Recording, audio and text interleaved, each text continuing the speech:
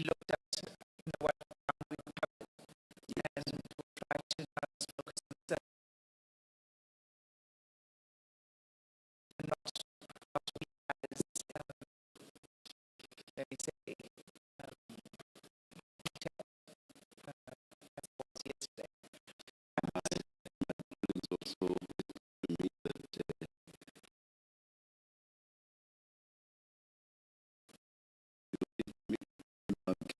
that they tell me that you said you are responsible or you are questioned that we should try not to be disruptive to your questions. I don't know. It's not my fault. It's not my fault. It's not my fault. It's for my colleagues. I'm obviously as the commission, and I will focus on certain aspects of the chat. And the aim is for us to try to finish within good time today. Thank you very much. Start. Thanks. Yes, General. I'm having a request before we continue. Yes. Because yesterday we were talking about the issues of receiving issues of me receiving and the of receiving information that assist me to prepare for the commission. And I did not have the opportunity to address the commissioners in relation to so I therefore request we offer the opportunity just to illustrate our interaction with the commission's attorneys, that to show also the frustration I went through up until I come and appear here. I therefore request if the commissioners can be so kind and allow me to just quickly go over them. Please do so. Thank you, Commissioner. I think after I have received the Rule 3, whereby we received the document and 3 pages of transcripts of General Kumaro, I instructed my attorneys and then Commissioner on the 21st. On the letter dated 21st, my attorneys were talking to the Commission attorneys, and the letter was talking to the following aspects: that Major-General is unfortunately in no position to give evidence on the 26th of November. Major-General Senona has been unfairly prejudiced through the dilatory actions of your office and or your client. Should the Commission insist on Major-General Senona giving evidence on the date contained, the same will amount to an hearing. As is known, on 9 October, Major-General Senona received a Rule 3 notice accompanied by 4 pages of Lieutenant General Kumaro's transcript for 29 September. The notice read accompanied by WhatsApp chat allegedly evidencing conversation between Major-General Senona and Mr. Matlala. WhatsApp chats were sent sans attached SEN 1 to SEN 7. On 17 October, we addressed a letter to the Commission wherein we expressed our tight inability to respond to Rule 3 notice because of the insufficient information documents provided. We also requested that we be furnished with all the relevant evidence in the Commission's possession for the purpose of our tight response. On the 20th of October, our offices further wrote to the Commission, specifically Ms. Mari Walsner, requesting a full transcript of Lieutenant General Kumaro dated 29. Mr. Walsner's reverse redacted with sign on the given day. On the 6th of November 2025, almost 3 weeks since the transmission of our letter dated 17 October, we still awaited your response to our request for further evidence. We wrote to the Commission to inquire as to their response, as a 3-week wait was hardly unreasonable. On Sunday, 9 November 2025, a few days short of a month from the date of our request, I received a response of refusing to furnish us with the requested information. The reasons were as follows.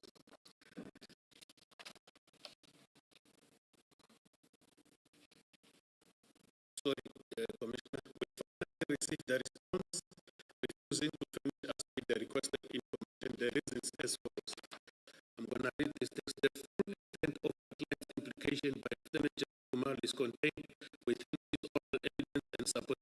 lectures has already before the commission. That is in transcript accompanying lectures which have already been provided to yourself, which are publicly accessible. We invited to our letter dated 14 November 2025. We clarified once again that evidence of Lieutenant General Khumalo was insufficient, and he took ill and did not address all the WhatsApp chats concerning hotlines. We further inform your offices that the evidence as it relates to WhatsApp messages given by witness X and Lieutenant Khumalo instead. We pause to draw the attention of witness X's confirmation of the above in paragraph 3 of the statement, which states General Khumalo was fully able to analyze and present the contents of one of the chat records, in bracket is Mr. Mkhwanazi, before failing seriously ill, which necessitated the adjournment of the proceedings on the third day of the evidence. We maintain our position that evidence was insufficient. We insisted on receiving the statements and annexures of witness X and Lieutenant General Khumalo and WhatsApp annexures SEN 1 to SEN 7 and the transcripts of General Khumalo for 4th and 5th of November. Should they be relevant? Kindly take note that none of the requested documents were publicly available at all relevant times thereto. On 21st November 2025, 15:35. Apologies. Ms. Hassim, what was the date when the general appeared before us? Please remind me. When the general appeared before the commission late last year? 26 November. 26 November, yes. Everything you are saying through right now predates 26 November 2025 when you appeared before us. And if you are talking unfairness and possibly not having information that you require, my understanding and assessment repeated before the commission is that at some point, after all of what you are referring to, after all the correspondence in respect of which you are complaining about outstanding material, at some point you said, I now have everything ready for the commission to proceed. So the point I'm making is perhaps, and I'm not asking you on the point you're making, point of substance.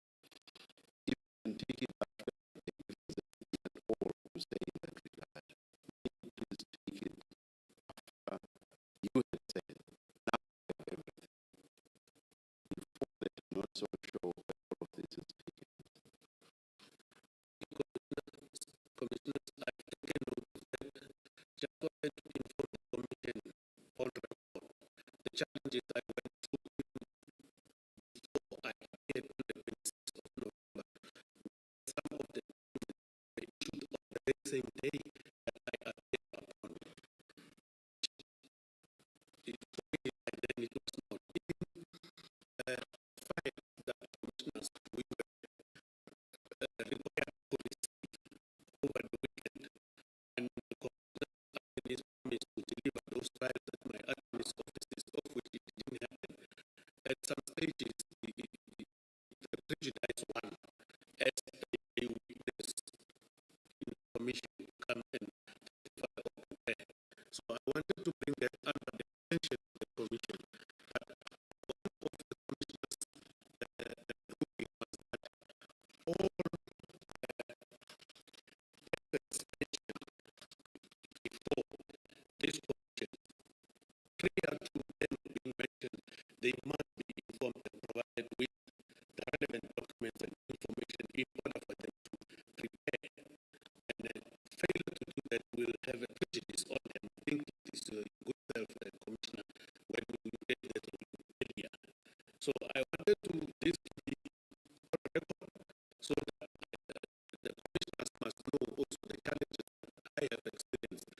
Some of the documents we received on the 27th, Tuesday. This morning, we received an email of another document of which I'm not sure I'm going to be cross-examined by the document or not, but this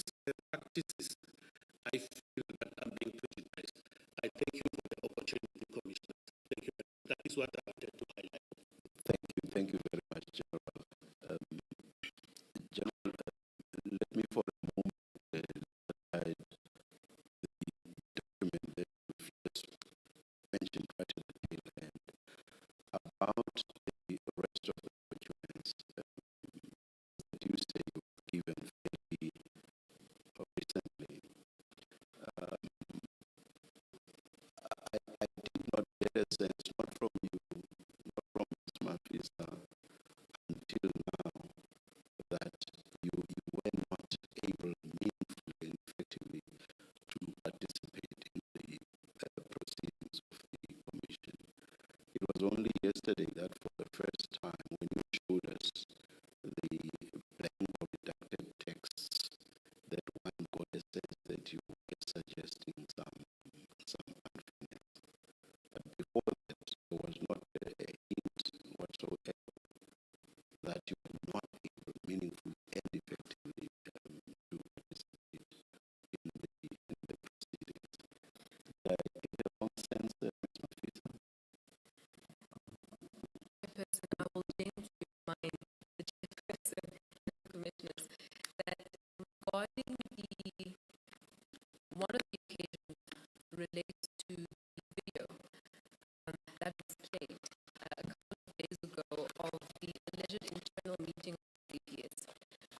I stated, I rather objected that we did not get enough time to actually watch that video and to further consult with the client. And I did state that it unfairly causes Major-General Senona and also the legal team because we were unable to watch that evidence and to even put it, or rather address it in our statement. And I do think it was unfair. And just regarding some of the documents that we have received, whether it's when we arrive here at the commission, I definitely do think what Major-General Senona is saying. The document that I personally received, I think it was on Tuesday, with my attorney as well, and I was quite upset by that chairperson because I feel as though as a legal representative, my attorneys as well, we were not given sufficient time to read these documents. And I don't think I can say anything better than what Major-General Senona has already said, but for the video also just evidences the inability for us as a legal team to properly prepare and to properly prepare Major-General Senona. Thank you, Ms. Mafisa. The general is quite correct in saying that I have emphasized that this commission wants to treat everybody here fairly. It's not its intention to prejudice anybody. Actually use that. And it's something I've expressed more than once previously. And I have expressed more than or this broadly and generally. I continue to say that. Now, regarding the video which you give as an example in responding to my question whether there have been any hints of prejudice, I will agree that it was indeed and would have been prejudicial to General Senona to be questioned in connection with that video without him having had sufficient time to consider it, and indeed without his legal representatives having considered it and consulted with him about it. But in that regard, the reality is that that video was given to the general and to the general's legal representatives overnight, for them to consider it overnight. And the following morning, I did not, and overnight, I did not get to hear that there were still complaints of prejudice in that regard. Yes, you do indicate your annoyance at getting other documents. I think you mentioned even the 26th.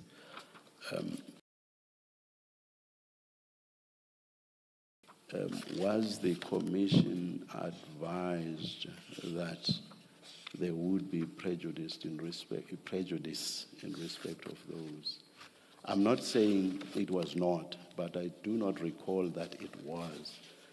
If it was, the probability is that the Commission would have reacted in a similar manner as it did with the video, which is in respect of whatever documents you felt the General would be prejudiced. It being the Commission, it would probably have reacted in a similar manner. But as I say, I emphasize that I may well be making a mistake in saying that you or the General did not alert us to prejudice, potential or possible prejudice with regard to other material other than the video.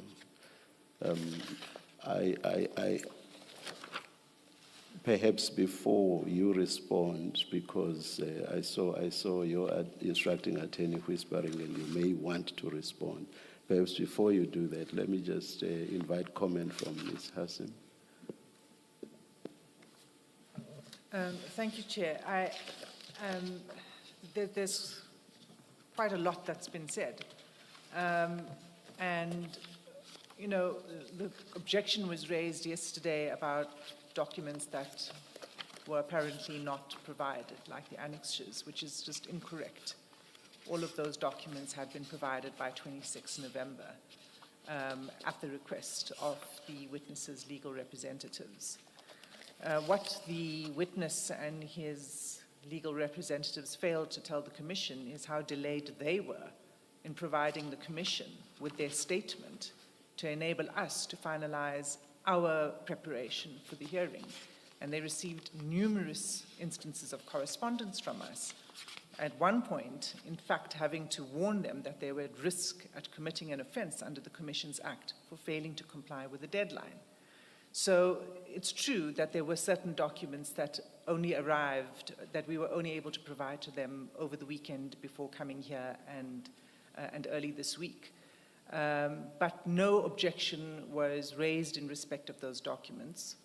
And those documents are documents that are actually within the witness's possession. It's not documents he's never seen before.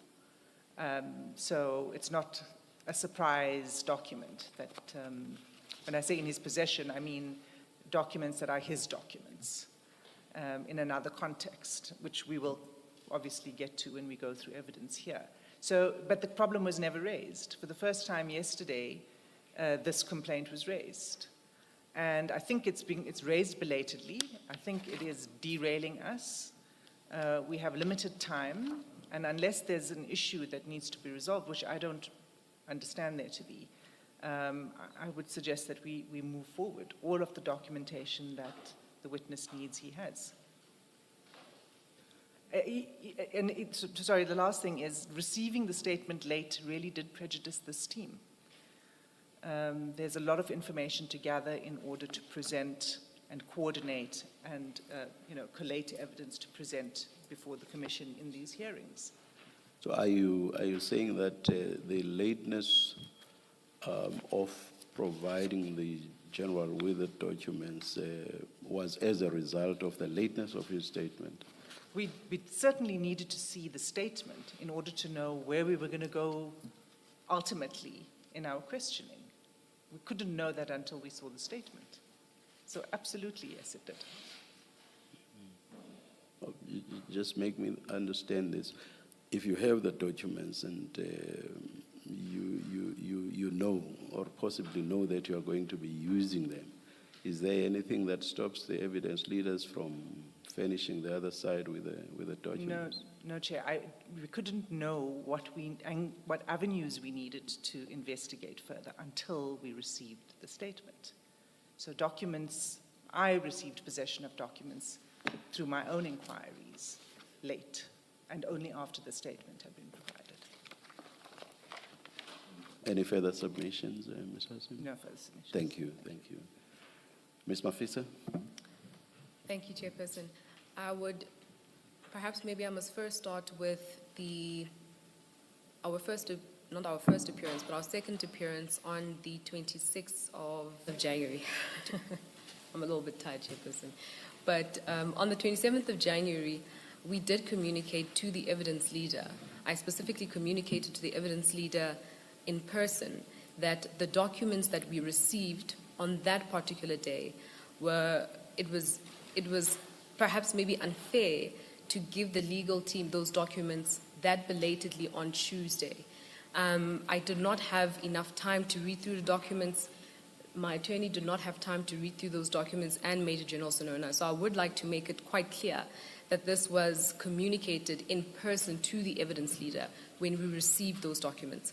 Then regarding my learned senior's argument that all of the documents had been received by the 26th of November, 2025, I dispute that. I'm not sure that Ms. Hassim said that. Perhaps, okay, if Ms. Hassim I think what has been said, even including late last year, is that at some point the general, obviously through his legal representatives, communicated to the commission that he had now received everything he wanted. That is what I remember. Not that all the documents, including those that were received only on the 26th, had been given to the general last year already. I did not understand Ms. Hassim to say so. Thank you, Chairperson. I will also address that particular issue. So I do think that I must make it quite clear all of the documentation that we actually received from the 26th of November, and then I will go after the 26th of November. I don't think it's necessary for us to do any of the documents predating that. But on the 26th of November, the only documents that we still required, Commissioners, is SCN 1 to SCN 7. So we duly received those. We were given a memory stick, and my attorney was able to send the rest of the legal team as well, SCN 1 to SCN 7. So there's no issue regarding that. However, yesterday evidence was led on the WhatsApp chats, unredacted WhatsApp chats. As of yesterday, we had not received the unredacted WhatsApp chats. We confirmed that we received SCN 1 to SCN 7, but the unredacted WhatsApp chats attached to some of those annexures, we did not actually receive them. And I think that's what Major-General Senona was trying to communicate yesterday when he himself raised that particular objection. When did you receive those for the first time? Because as the testimony was being given and as questions were being asked around those texts, I did not get an impression that you did not have those texts in front of you. So at some point you received them. When did you receive them? Thank you, Chairperson. May I quickly just have a chat with my I'm asking this apropos your point that you did not have them in an unredacted form, yes, sort of giving the impression that up to this point you still do not have them. No, so that's why I want to know what exactly you mean and at what point did you receive them? Yes, no, my apologies if it actually came across as that. No, Chairperson. Perhaps maybe let me rephrase myself or just properly describe to the Chairperson the true facts. So we only received the unredacted WhatsApp chats. I think, please, I must be, perhaps maybe I should be open to correction here, but it was on Sunday in the evening. So we were in possession by the time that we came to the Commission, but this is the issue. Yesterday, I think a question was asked, and again, Commissioners, please correct me if I'm wrong, why did Major-General Senona not cover certain issues in the statement? And so I think even with these messages, had we received them prior to Sunday, because we submitted our statement on Thursday the 22nd of January, we would have been able to deal with them properly within the statement. So that's the only reason why I'm mentioning this issue of the unredacted messages. It did not give us an opportunity deal with them correctly within the statement. So when Major-General Senona was questioned on these things, unfortunately, it wasn't already placed within his statement. And I realized from the commissioners over the last 3 days that it is quite important to deal with certain things within the statement. And so these are my submissions to the commission, unless perhaps I must chat to my attorney. I might forget certain things, but I think that is it for me. Thank you, commissioners. Sorry, Chair. Oh, sorry, Chair. Are you done? Thank you. Thank you. I just forgot to mention one point just regarding the belated statement. I would like to apologize to the evidence leader and any prejudice that may have caused to the commission. I must state that on Friday, when we were finalizing the statement, I just now don't recall the dates, my apologies. But on Friday, the 16th of January, when we were supposed to submit the statement, we had our consultation with the client, just going through the statement. He then informed the legal team that there was another implication by witness C. Witness C had stated certain things, and so unfortunately we did not want to submit that statement prior to us actually seeing what witness C had said, just in case the commission actually leads evidence on what witness C has stated in the statement. So we did address a letter to the Commission's attorneys on Friday, and I will accept that it was quite belatedly, and we do apologize for that. It was Friday sometime in the evening at about 6, after we had missed the deadline. We do accept that responsibility. We addressed a letter to the Commission saying that it seems as if there's another witness that may have implicated Major-General Senona. We would like to receive a little bit of time to consider this.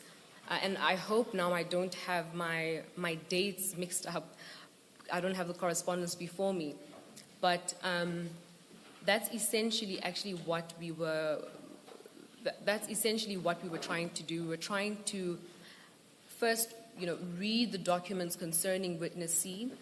And I think then we also sent a letter to the Commission's attorneys requesting the transcripts and the relevant recording that witness C had made mention of in the evidence, so that we can just consider all of that. It wasn't available online.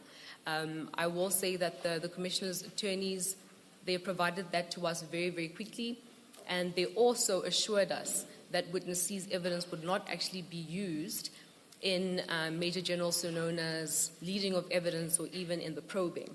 And so then we endeavored to, yes, and then that's when we submitted the statement. But I must definitely apologize for belatedly submitting that statement, because I do understand the prejudice that the evidence leader and the team will have in circumstances like that. But I hope I'm not going to be held to some sort of gunpoint just regarding the dates. Genuinely, I do not recall. No, not just the dates, no. It was just the gist, yes, that I would like to communicate to the commissioners. I don't think there's anything else from our side. Thank you. There's a lot of detail there, which I think Ms. Hasimi is entitled to respond to. So, Chair, the first thing is, yes, we were informed very late, and the request was for the recording. We responded immediately, and we provided the transcript of witness C, even though we were not intending to rely on witness C's evidence for the purposes of questioning this witness. We still provided the transcript.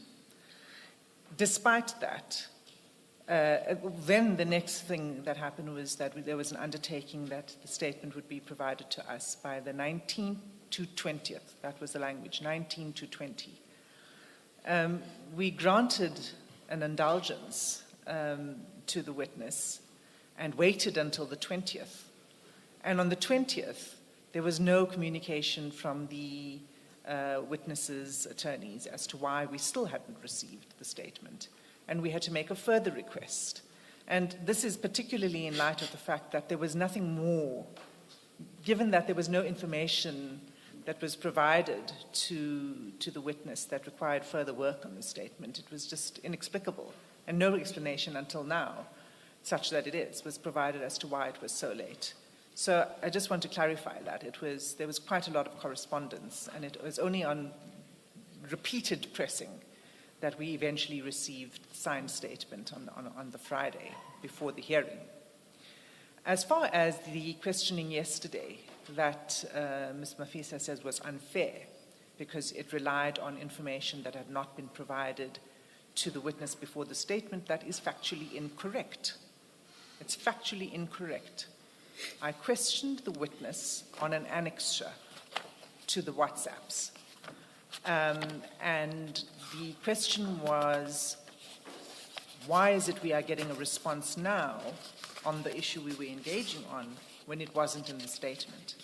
And the response is that that was not provided to the witness before the statement was due. And that's just incorrect. Those annexures, and Ms. Mafisa acknowledged it earlier when she said those annexures were provided on the 26th of November, annexures SEN1 to SEN7. That's what I was basing my questioning on. So it's just factually incorrect that there was any prejudice to the witness in my questioning. And if necessary, I will return to those questions today because the witness had those annexures in his possession well before 16 January. Thank you. Thanks. Yes. You wanted to? Yes, thank you. That was also my issue because my recollection is that yesterday's objection was based on the SEN annexures. But we've now heard from Ms. Mafisa that in fact they were provided electronically in November last year already. But my other issue, Ms. Mafisa, is reading page 18 of the general statement. You'll see that there's footnote 13 and footnote 14.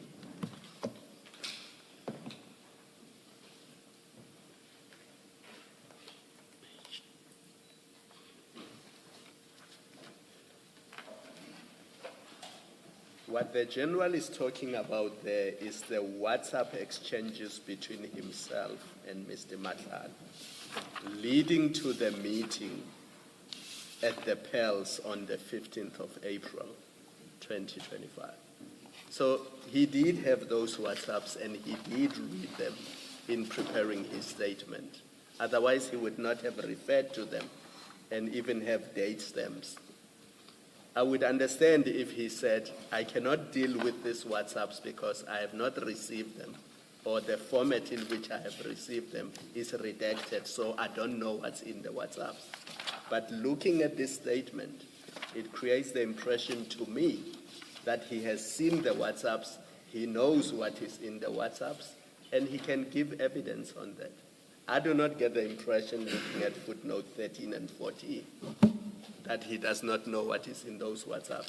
I mean, he even gives date stamps and he says what they relate to, which means he must have seen them and he must know what they say. And it's not just those. The statement as a whole is replete with references to the text exchanges between the two of them. But anyway, sorry I interrupted you. But the specific ones he objected to was page 39 and 40. And that was the WhatsApps of 13 and 14 April 2025. Now, the way he refers to them in the statement gives me the impression that he must have seen them, and he must have date stamps, and he must know that those are exchanges between him and Mr. Matlala, and he must know what the discussion in those WhatsApps is. That's the impression I get looking at this footnote. Sure. Thank you, Commissioner. May I please take you to the WhatsApp chats? I, unfortunately, now I'm not even working with the correct exhibit bundle.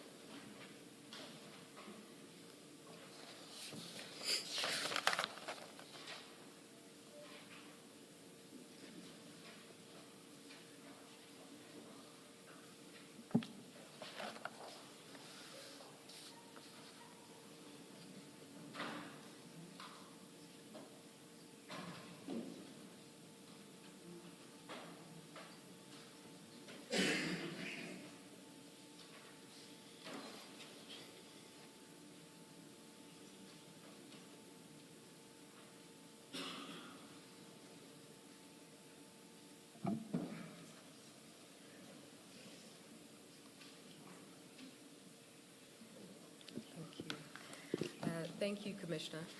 I would like to take you to the WhatsApp chats, and I think it is, so it's the WhatsApp chats right above the times, the date 13 April 2025. The timestamp there is 16:32:07. You're looking at page?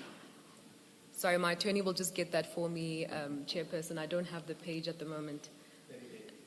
38. Thank you, page 38. So all of the WhatsApp chats on page 38, they were in actual fact redacted. So I do agree, I definitely can confirm that the annexures SCN1 to SCN7, we did have them. But what we were referring to actually was not even the messages related to those annexures SCN1 to SCN7, but we were referring to the messages above that. So those messages above the timestamp of 13 April 2025 were redacted. So when we received these WhatsApp chats on the 9th of October via the Rule 3 notice, those messages were redacted. We only received the unredacted messages on Sunday. So my argument is simply this. We were unable to address those redacted WhatsApp messages within the statement. That is only what I was trying to say to the Commission. That is the greetings, Ms. Mafisa. Good morning, Duna. Chairperson, whether it's the greetings or not, I think then perhaps maybe the chairpersons may be missing a greater point, which is the point that we are trying to make here is that we have been fighting to get evidence. That is the point that we are trying to make. I think it would be, we would truly be missing the essence of the point if we just simply say, but this message is inconsequential, this is consequential, this is inconsequential. We have to look at the greater process. We've already accepted responsibility that we were at fault in submitting the statement belatedly. We 100% accept that responsibility. But I do think that it's important that even if the Commission's attorneys are making mistakes, we must bring this to the attention of the Commissioners. Thank you. Chair, Commissioner before Commissioner Baloyi comes in, if I may. All right. Because it is important that we get the facts correct. And the WhatsApp messages were sent in October last year. What was redacted in those WhatsApp messages were the phone numbers. So at the top of each message, it has the actual number. And it has been the practice of the attorneys to redact that sort of private information, confidential information from documents that they send out. So it was only the phone numbers. 2 phone numbers, the phone number of General Senona and the phone number of Mr. Matlala. That is the only thing that was redacted from those documents. If there was a problem on the printing on the other side and the formatting went askew and therefore it blocked other messages or something, if that's the reason, if that's what happened, it's possible, we should have been informed. And we were never informed that was a problem. But it's a problem that was the only thing that is redacted are the phone numbers, not the content of messages. The facts are very important.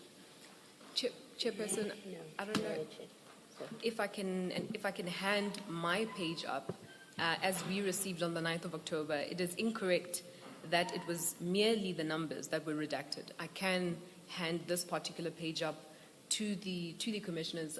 We can also print it out as we received on the 9th of October, but I don't think I will take the argument further. Even if that were true, based on what Ms. Hassim has just said, I don't think there's a dispute there, because Ms. Hassim says the content of the texts was not redacted, but that something may have gone wrong electronically when your side printed the documents, but that the content of the texts. We saw what the General gave us yesterday. It was blank and the text was not there, so we accept that.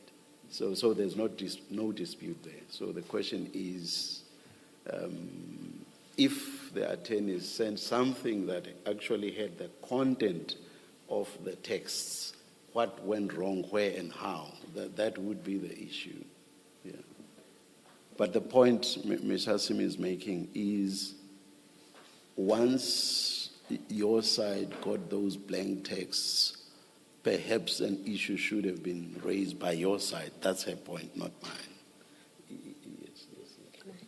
Yeah, I mean, it seems to me once we have resolved, and this is both to Ms. Hassim, Ms. Mafisa, and the General, that once we resolved what brought us here, which is annexures SEN 3, SEN 4, and 5, once we resolved that, in fact, these were already given last year, it is still a fair question, because I understand, Ms. Mafisa, to accept that that's what happened. You got them last year. It is therefore still, it is a fair question to ask the General, why did you not deal with these in this statement? Because as you would recall, that's where the problem starts. It's you said.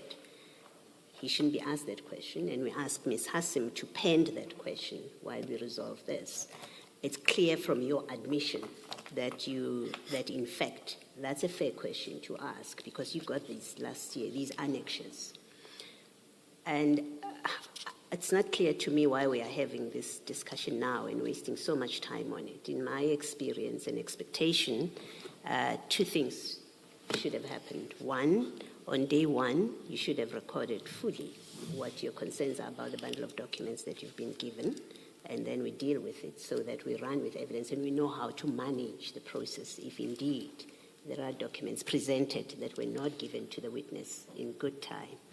That's one. Two, my experience is when a witness sees something for the first time on the stand, they are quite entitled to say, can I please have time to look at this document, consider it fully before I'm required to answer the question.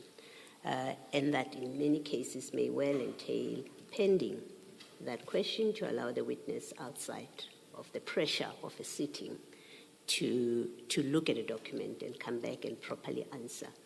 That's how you mitigate where documents have been given the last minute. And I would expect that, for example, with a document you say the witness got this morning, that is, you know that is available to him. And if he says, I need time to look at it because I've not seen this document before, we deal with it. We're having a back and forth on day 3 of the witness's evidence, right in the middle of his evidence, about actually a document that he has seen, that he has had since October last year. I would urge that we continue, Chair, that we continue, and if any other documents come up, the historical matter is historical matter. We are here now. And if there are any other issues about documents that the General is seeing for the first time, it's for him to tell the Chairperson that as he's being asked about documents, and then the Chairperson will make rulings as we go ahead. Chair, that's my suggestion. I actually made the same point. I said, with the video, once a complaint was made, we immediately said, you will be given time. So what Commissioner Baloyi says is something that we have actually done practically. We are not theorizing about it. So once a complaint was, we are seeing this video for the first time. This is going to prejudice us. We immediately said, Ms. Hassim, please avail the video to the other side. And we did not proceed about that video until the following day. So even with other documents, chats, or whatever else, if an issue was raised, we would have done the same. About the other documents, you say that you were quite annoyed and that you even voiced your annoyance to Ms. Hassim, but you never did so to us, and you have not said so. So there is no reason why we would not have done the same as we did with the video. So now it's very late, and for the first time we are being told of possible prejudice, and about documents I'm being told have been, according to Ms. Hassim, have been with the witness for quite a while, or at least some of them. Just before we conclude, and my inclination is to do what Commissioner Baloyi has said, but before we conclude this, what would you like to see? What do you think would mitigate any prejudice, if there be?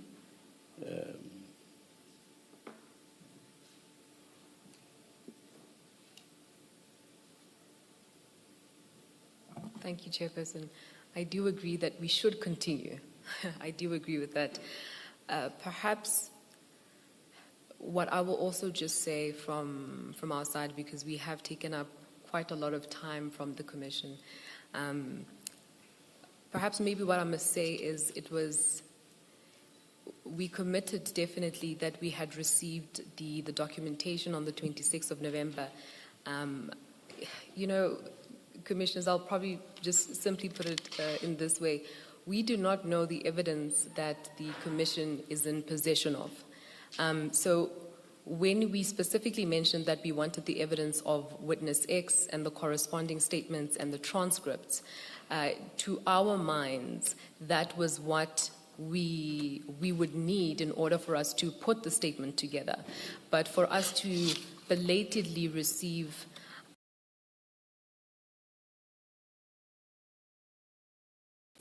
I think it's a little bit, now here comes the word unfair again, but I think it's a little bit unfair to be placed in a position where we tell the Commission, this is what we need, this is what we need, I think we've got everything. Our first letter on the 17th of October actually stated, all of the evidence that you have, please provide it to us. We've always said that. So we do not work at the Commission, we have no idea what is at the disposal of the Commission. So I think for me that is just the only thing that I will say or add to the submissions that I've already made, but I am perfectly okay, my attorney is also perfectly okay for us to proceed, Chairperson. I don't think we have to go on this back and forth anymore. Thank you. Thank you, Ms. Mafisa. We will continue. If any issue arises, we will deal with it as and when. Yes, Ms. Hassim? Thank you, Chair. Chair, may I proceed? Thank you. Okay.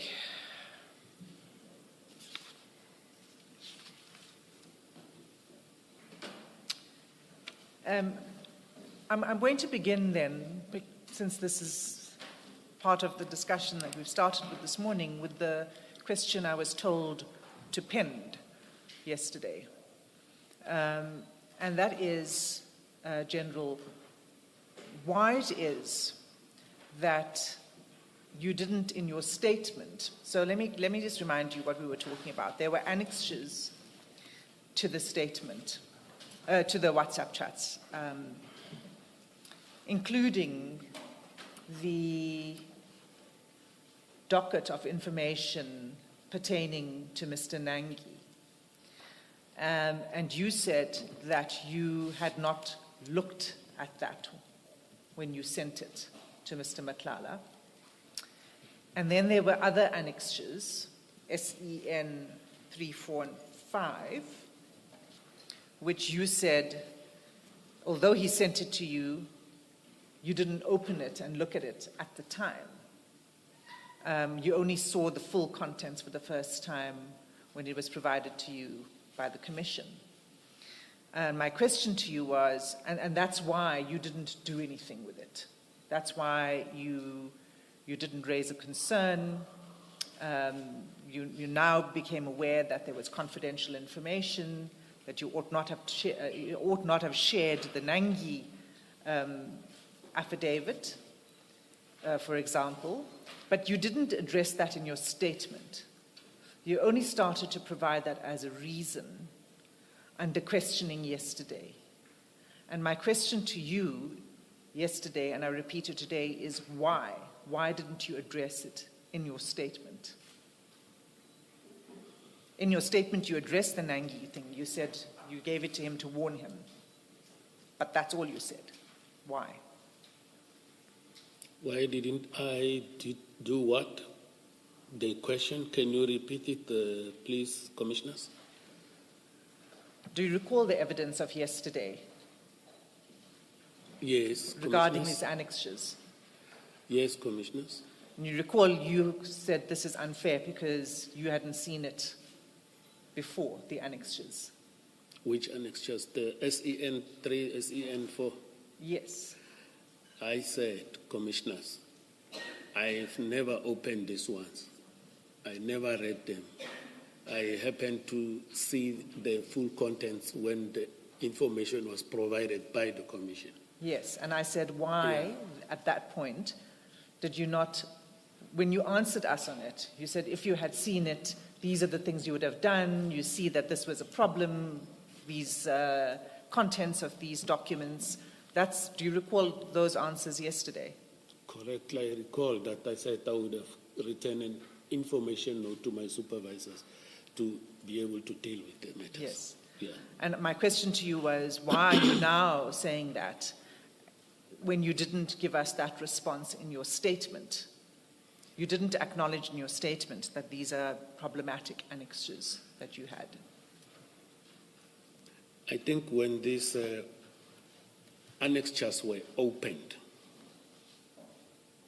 already my recollection, let me rephrase, Commissioners, I believe that you are saying why I didn't include it in my statement. That is the question that I must respond to. Am I right? My question is, the answer you gave us yesterday was not anywhere in your statement. You didn't address the content of these annexures in your statement.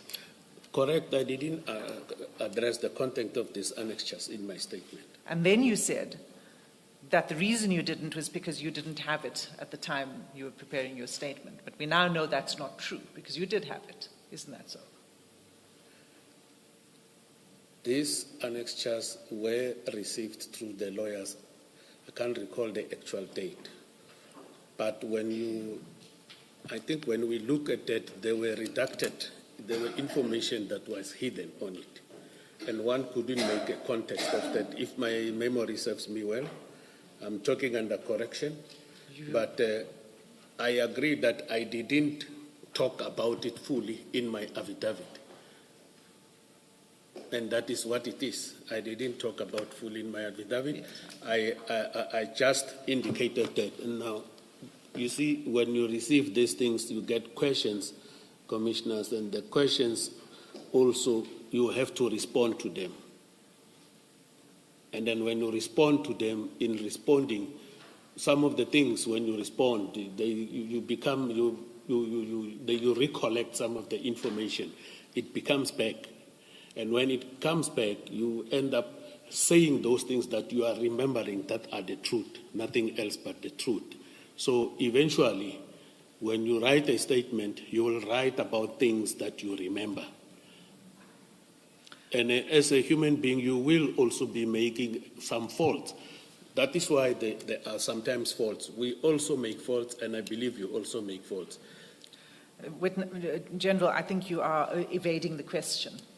You're not answering what I asked you at all. And in fact, now you're raising another problem. You're saying that those annexures were redacted. Is that what you're saying? I said I talk under correction. I need to be corrected that certain information on those things when my attorneys that were redacted, I said I talk under correction. But I didn't include them in my affidavit. I agree. My question is, why did you not? You had all of that information well before the due date of your written statement. I don't have an answer to that because my affidavit, I wrote it. I said, people make mistakes. But if you force me to give you an answer, I don't have it. I made a mistake maybe because if you deemed it fit, I should have put it there. It's fine, but I made a mistake by not putting it. And it's not the only these messages that I didn't include in my affidavit. It's a lot of them in terms of these pages 38 until to 60, even others before that. So, Commissioners, my affidavit, when I deal with it, when I deposit my affidavit, I was looking also at the subpoena. I wrote my affidavit in line with the subpoena, and then whatever information I might have omitted by mistake, it was not my intention to omit it. If I have recalled or recollected that I must include it, it should have been included, but I'm also a human being. I think we need to also bear in mind that I am not a perfect human being, unless I'm told there is somebody perfect. But me, I am not. I am subjected to make mistakes that are being made by human beings. I have already responded to these questions, Commissioners. Not to my satisfaction. And what I wish to say to you, and what I put to you, is that you're not being completely open and truthful with the Commission, and that the reason you gave a different answer yesterday was not because you were not aware of the content of those annexes, because you were aware of it, as we know, but because you, under questioning, realized that what you had done was wrong and that you now had to take responsibility and answer for it. It was only upon the questioning and the probing that you were forced to answer. That's what I put to you. Commissioners, with my responses and what I'm here to deliver or to testify upon, it doesn't matter if the advocate is not happy with my response, but I'm telling the truth to the best of my recollection here. I'm not trying to evade anything. I'm telling the truth to the best of my recollection. And the Nangi affidavit was something that you were asked about specifically in the subpoena, isn't that so? I believe so. I want to check where is my subpoena here.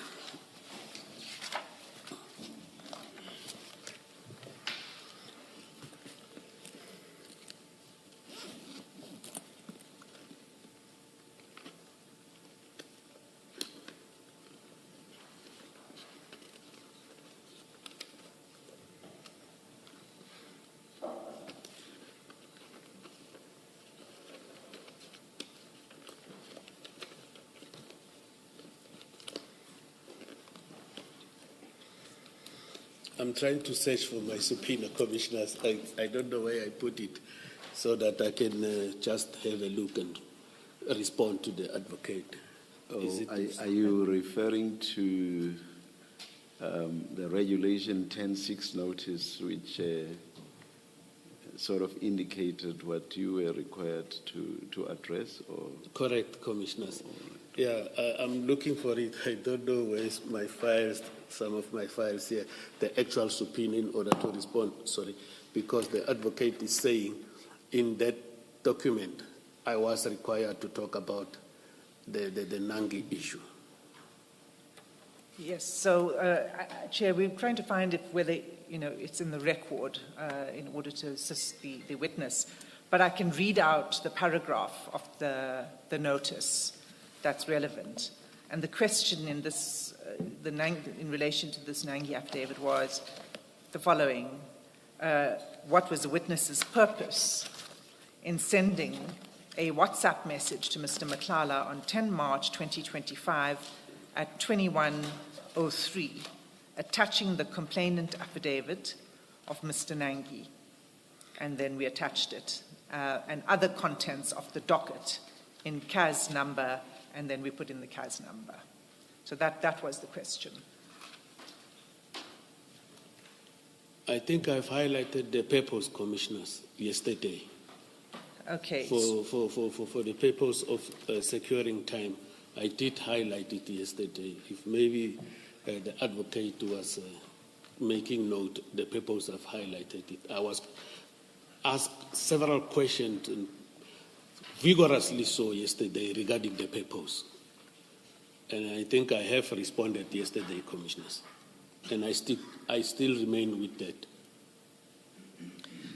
You see, the problem with this is that you suggested that you didn't really know the details. You didn't know that where Mr. Nangi lived. You didn't know the details of the case.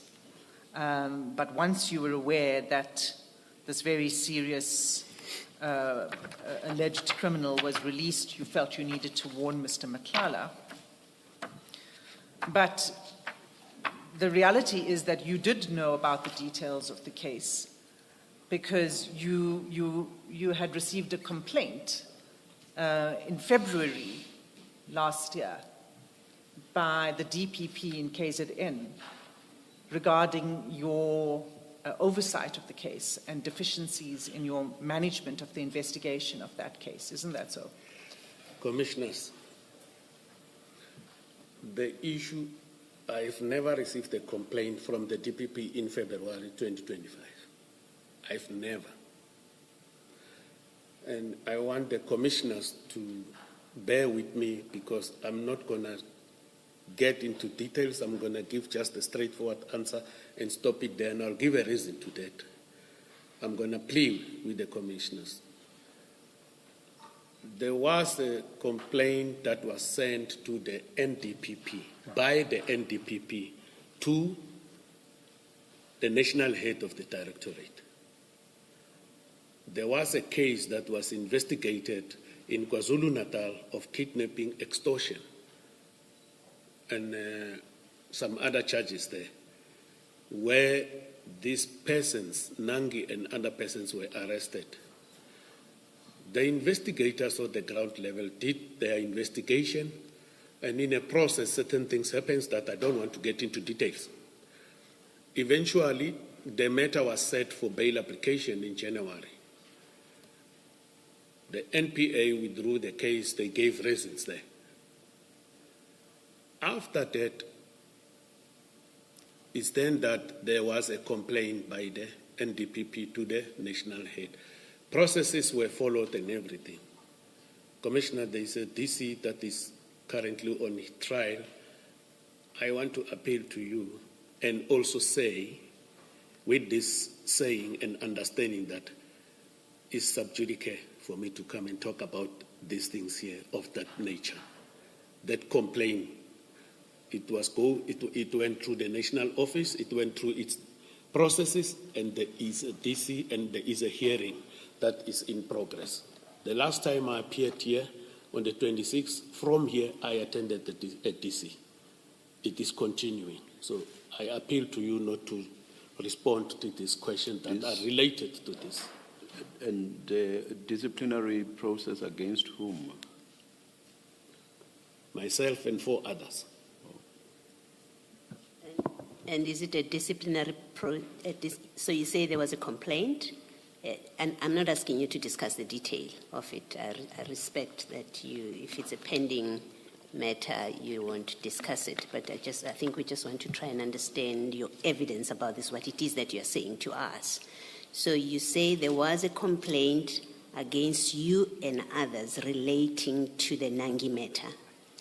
Is that what you're telling us? In that complaint...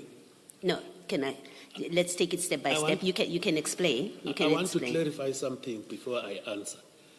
In the complaint, it talked about investigators, not necessarily my name. Yes. There was a complaint. So there's a complaint against investigators who report to you relating to the Nangi matter. Correct. Is that correct? Yes, Commissioner. You were then subjected, those investigators and you, that's what I want to understand, are then being subjected to a disciplinary process relating to that Nangi matter. Correct. Okay, that's fine. Thank you. Thank you, Ms. Hassan. Thank you, Commissioner. I don't propose to go into the merits and the details of the charges against General Senona. The charges are there for the record, and they are contained at Exhibit 61, page 614, the charges.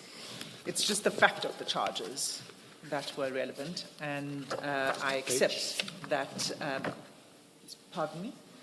Page, Commissioners? 614. I accept that we should, it's not even relevant, in fact, to the mandate of this commission for us to discuss the merits of the DC. But the important point is that, General, that you had been asked to respond in some detail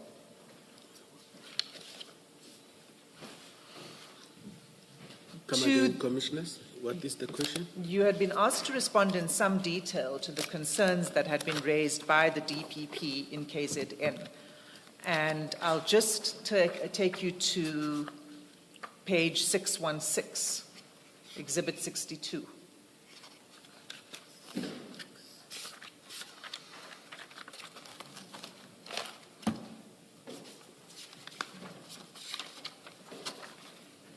Commissioners, can I say something? Can I finish my question? Before you ask a question, because I want to tell the Commissioners something about this document that you referred to. Commissioners, this document, we received it when we arrived here on the 27th. And for further to that, this document is part and parcel of the bundle of documents in my disciplinary hearing. I therefore request that I must not be asked questions about this because there is a hearing that is ongoing here. That is my plea. Chair, I propose that I be permitted to ask my question. The question has got nothing to do with the disciplinary. It's merely about the fact of this document and what it's about. We will not be going... Commissioners, Even this based, is yes, yes. Let's just hear the question, just the question, General, and then, yeah, we can take it from there, or we will take it from there. And General and Chair, by the way, this document is the witness's own document. It's a document that he compiled. It's not... So it was supplied by him to the commission? No, I mean it's a document that he authored. Okay. It's an information note. And 616, you said. 616, yes, Commissioner Khumalo. So the relevance of this is only the following, that you'll see at the end of the document it's dated 20 February 2025. And it's an information note prepared by General Senona in response to concerns that were raised by the DPP in KZN regarding the management of this Nangi case. I'll say no more about that. But the General was then required to look into it and provide a response, and he did so on the 20th of February 2025. Correct? What is the question, Commissioners? That you provided this information note on 20 February 2025. It is the document I provided, but Yes. I didn't want to get into it. Yes, and then on 10 March 2025 is when you send Mr. Matlala the attachment, the 220 pages of confidential information pertaining to Mr. Nangi. And what I want to suggest to you, General, is that your response that you were merely forwarding on information as a warning to him is not correct. That in fact you and Mr. Matlala were in conversation about Mr. Nangi and that document that you sent him in the context of the withdrawal of that complaint, trying to persuade him to withdraw the complaint against Mr. General Mkhwanazi. So that's what I'm putting to you, that it wasn't merely for his information and warning, but that in fact it was part of an ongoing engagement between you and Mr. Matlala. Thank you, Commissioners. First thing first, the document is not a confidential document. As I've indicated yesterday, I read the affidavit and then I saw the addresses, I sent it. I still stand by my response yesterday. Commissioners, General Senona is not a suspect on the case that was opened by Mr. Nangi, General Senona is not the suspect. That one, maybe even if they go and ask Mr. Nangi or read all the affidavits there, General Senona is not listed as a suspect. I don't have a reason to go and ask another person, to tell another person to withdraw a docket where I'm not even a suspect. Even if I was listed as a suspect, I wouldn't have informed or persuaded another person to withdraw a case docket. I'll go to court and defend myself and my innocence in court. Like I came here, I went to my legal team because I know I'm called a witness, but the people who came here, they implicated me in some sort of, when my understanding, I am a respondent because this is a commission. I'm called a witness, but I am a respondent to the allegations against me. So General Senona was never, ever listed as a suspect. So I don't see any reason. The inference that is drawn by the advocate, it is totally incorrect. Thank you, Commissioners. I've had my response. I can move on from this. Thank you, Chair. Thank you, General. Let's go back to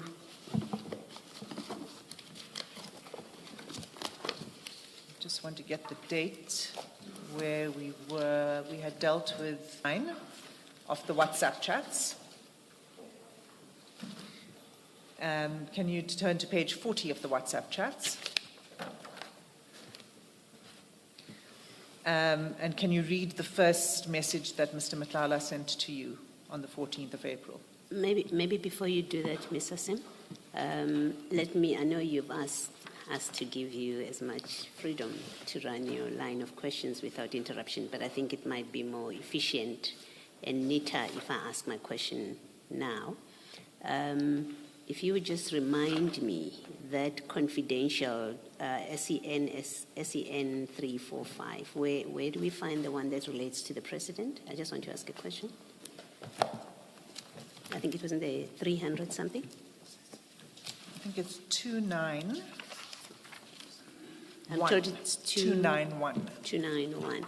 General, this is a document that yesterday was discussed, or you were asked a question about. And now that we have resolved finally that you did get this SEN 4 last year, this attachment to that WhatsApp message with Mr. Matlala. Maybe let me then ask my question in the light, in fact, it is in the light of what you had said yesterday. In your evidence yesterday, you said you did not open this SEN 3.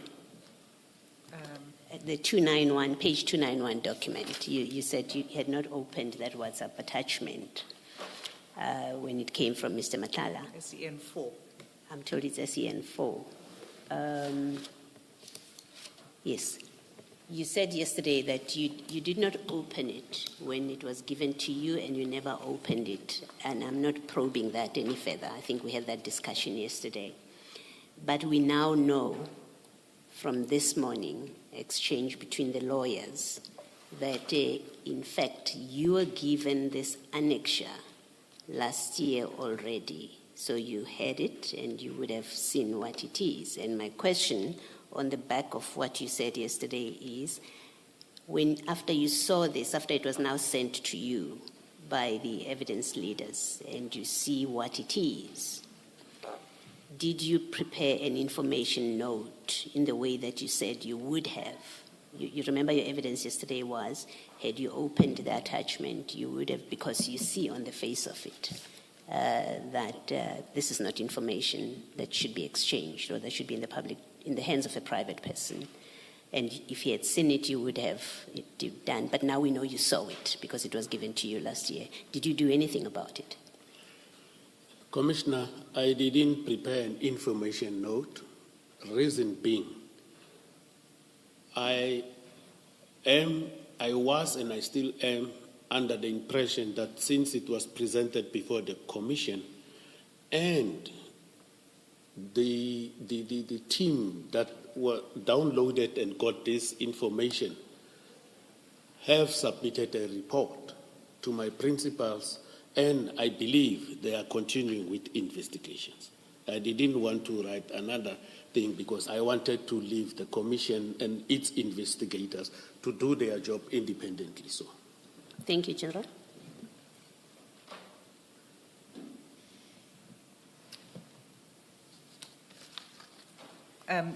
Thank you, Commissioner Bedoy. So, page 40.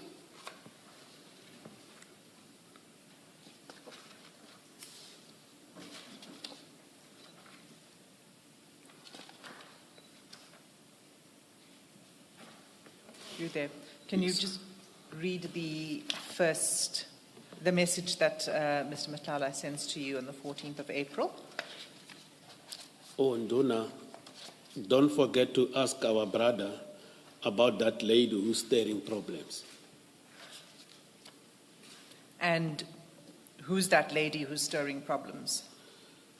I did in my affidavit, commissioners, that allow me to utilize the word I assume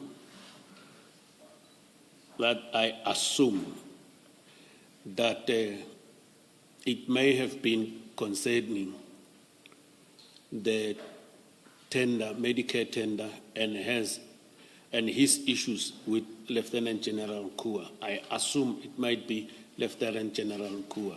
Unfortunately, I do not have the best recollection regarding this message, but that is my assumption. However, I never assisted Mr. Matlala in the payment of his invoices or have ever shown questionable concern over his tender or payments. That doesn't square up with these texts. We've already showed how you provided assistance on 15 April. We've already discussed, and we don't need to go there again, your response on 13 May, advising and more than advising, urging him to take them on and to sue the SAPS in relation to his contract. Now I'm taking you to this particular text where he says, please don't forget to ask our brother about that lady who's stirring problems. Your response to him is not, what are you talking about? Your response to him is a thumbs up. You acquiesce. It suggests agreement that you will follow up. Isn't that so? These emojis, commissioners, each and every individual explain them differently. I think there are experts who will be able to assist us with the interpretation of emojis, but I will say noted. My understanding of this emoji is noted. It's noted. Yes. So you knew what he was talking about, and you acknowledged it. Remember, you didn't say, for example, what are you talking about? That's why I assumed, not knew, I assumed that the lady that is talking about, it can be Lieutenant General Kua. Okay. And the reason you assumed that it was someone with that specific name is because you had already discussed it with him. Remember, when he asked me to go with him to meet the general, he was talking about the issue of the purchase orders. Yes. Yeah. And then the purchase orders, when I thought, before I can deposit my affidavit, and even that time, I realized that these issues of the purchase orders is ahead of his function. So there's no way that the provincial office will deal with these purchase orders. And so, what's that got to do with? I'm not sure what you're saying. You're saying that you assumed that this lady was General Nkua. Correct. Because you had discussed it with him, because you were preparing for the meeting on 15 April. At the 15th meeting of April, he asked me to accompany him, of which I agreed. I assumed that the lady might be Lieutenant General Nkua. And Yes, you're repeating yourself. Please answer this. I'm saying, how did you know it would be General Nkua if you hadn't discussed the issue of his contract with him prior to this? remember, prior to this, regarding the contract, he told me he was having problems in payments, as I indicated before. And then the payment, when you look at the contract, it was a common cause to me when we were talking about the issue of the payment in terms of the contract, that this contract is related to Medicare, where police officials, when they are sick, they go to the sick base and the students. And then the only person who is dealing with this, it is the Divisional Commissioner, HR, and the Divisional Commissioner is Lieutenant General Nkua. But that is why I assumed, but he never told me the lady who's having problem who she is, but I assumed, because I've got knowledge that this type of functions of this nature, they fall within that space. But what the language he uses is important. He said, that lady, which means it suggests that you've spoken about it before. That lady, you know who that lady is, who's stirring problems. And moreover, he doesn't say stirring problems on my contract. He just says stirring problems. I gave you my answer as an assumption of which I don't like to do it, commissioners. I indicated several times that I came here to tell the truth, nothing is the truth. Here I put it in my statement, and then I will stick to my statement. That is what I had assumed. And who's our brother? Yeah, this one is giving me a problem. I'm trying to establish. Even before I deposit my statement, I tried to look, by the way, our brother. You understand? You don't remember who he's referring to? Is that what you're saying? Yeah, you see, most he will talk about our brother, and then he doesn't put names. That is why I'm having a problem in the recollection of these names. But again, the use of that language, don't forget. Don't forget means remember what we spoke about. Don't forget. So you had spoken about this before, and you may not remember now, maybe you do and you don't want to say who our brother is. But the fact that he refers to our brother suggests that he knew that you will know who he's talking about. Isn't that so? I don't think so. He might have known, or he might have said, don't forget to ask our brother. I don't know who must I ask about the lady who's stirring problems. Hence, I'm saying, when he talked about this, because we were talking earlier about his challenges of not getting payment, and then he wanted me to accompany him to a meeting, so that was arranged by the former minister. So that is why I have assumed. So I think I've responded to the best of my recollection, commissioners, in relation to this question. Okay. General, you assumed, let's proceed on the basis that you got this message and you assumed that he must be referring to General Nkua. Who did you assume the brother was that he's referring to in this? Because you must have completed that picture. You assumed it's Nkua, General Nkua that he's referring to. You must then have also made an assumption about the brother that you're being asked to speak to. You are correct, Commissioner. I'm trying to assume as well, but it doesn't ring a bell to my recollection, Commissioner. No, General. This WhatsApp message is on the 14th of April. You're going to meet, and you know at that point, you're going to meet General Mkhwanazi on the 15th. Today, it's less than a year since this WhatsApp message was sent to you. You got these documents last year, already. So you've had ample opportunity. If you had forgotten, you've had ample opportunity to reflect on these communications, one. But two, you did make an assumption, you tell us. You say, I made an assumption that he's referring to General Nkua. You could not have made that assumption in a vacuum. You made that assumption because there was a context to it. Otherwise, I could easily ask you, why did you not assume he's referring to Ms. Patricia Mashale, for example? So there's a reason you assumed it's General Nkua that he's referring to. It has to be so.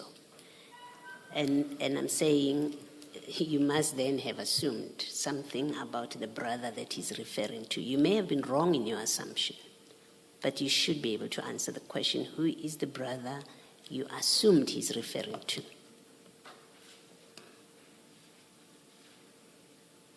I'm trying to do my recollection, Commissioners, as we are here, and I did before. It is an unfortunate situation. This type of things, sometimes it is important to engage with the person who sent it. Because at this stage, I am trying to recollect and talk about what Mr. Matlala has sent to me. And then it is unfortunate, even when I received this document, still to date, I've never had contact with him directly or indirectly. But I'm trying my level best to try and think who the brother, who was he referring to? I'm trying to think to assist the Commission. General, can I say something?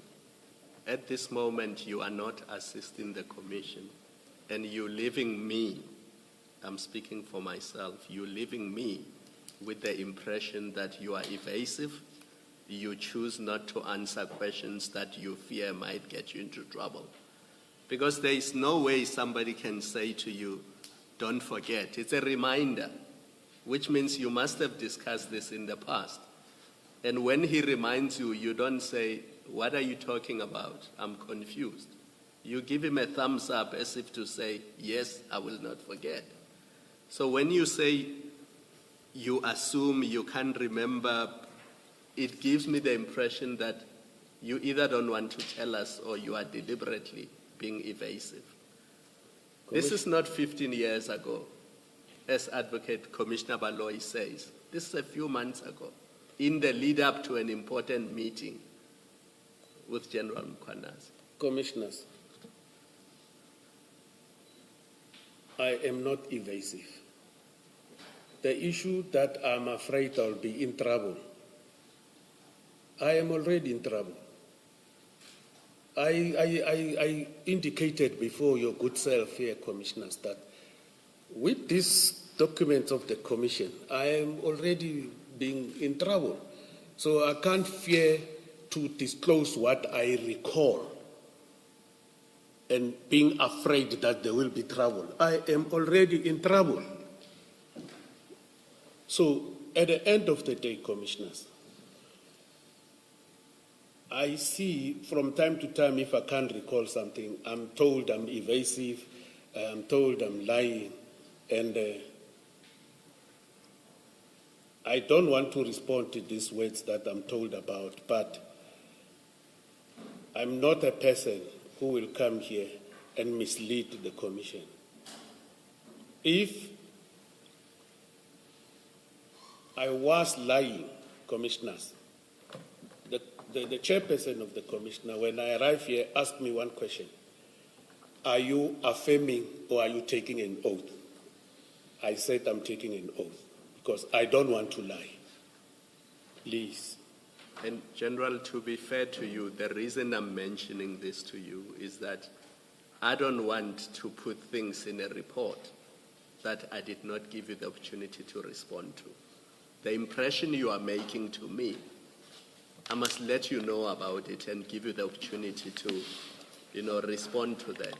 Because it would be unfair if I don't give you the opportunity and then you see in a report that you formed an impression of that nature to me. So that was the reason I was mentioning it. Thank you.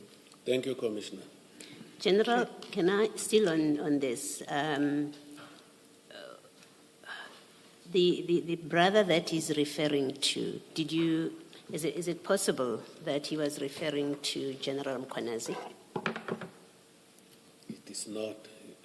Why do you say it's not? Why are you so sure about that, if you have no recollection? I don't think he will refer General Mkhwanazi as a brother. They don't, they, according to me, they never knew each other. They never met before, according to me. He won't call him a brother. Yes. Well, let me tell you why, let me put to you why I think he was referring to General Mkhwanazi and you knew that's what he's referring to. The WhatsApp message of General Mkhwanazi, Ms. Hasim, if you would remind me what page it is.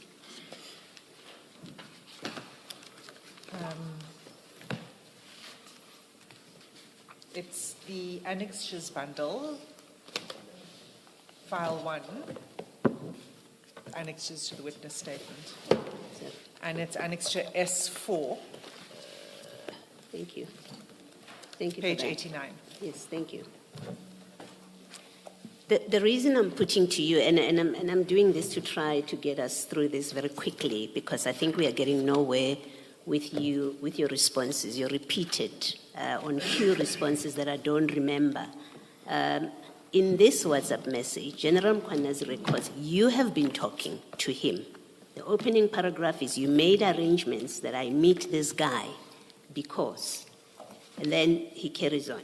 I asked you, where do you know how you spoke to him about Nangi? So you are talking on, according to General Mkhwanazi's WhatsApp message, you had a discussion with him, right? According to him, you had a discussion with him and requested that he meets with Mr. Matlala. That's what General Mkhwanazi says.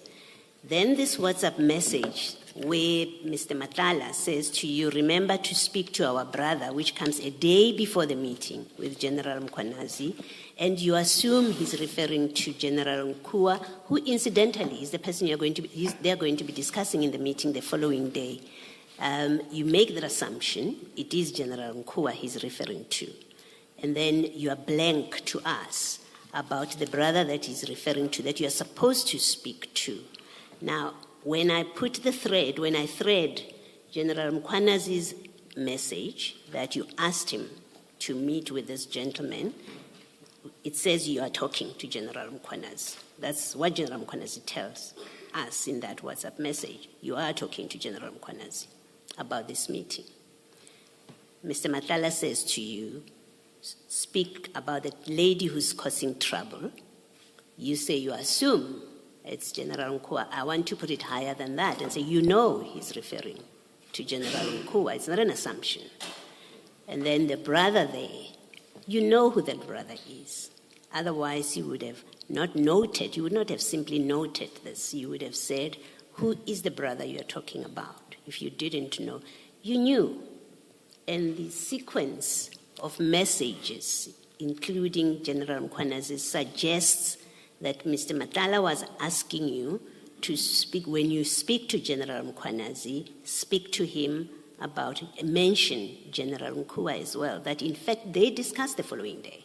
So you know that's the sequence that happened. When you say, I don't remember, I made assumptions, it cannot be.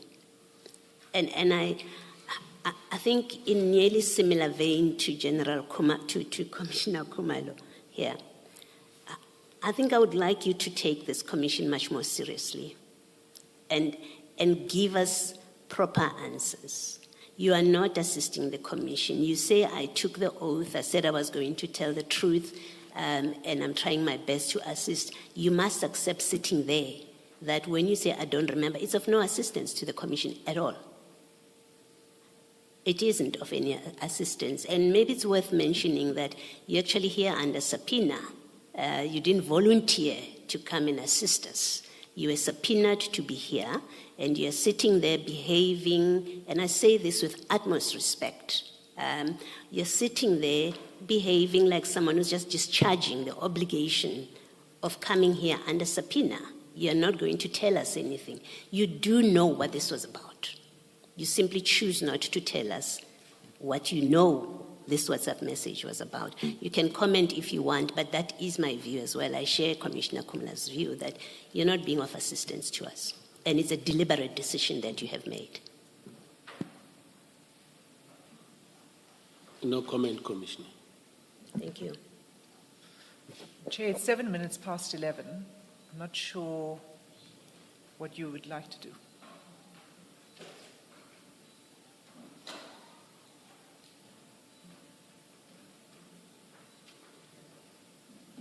Please continue. Let's adjourn at 30:30. At 11:30. Thank you.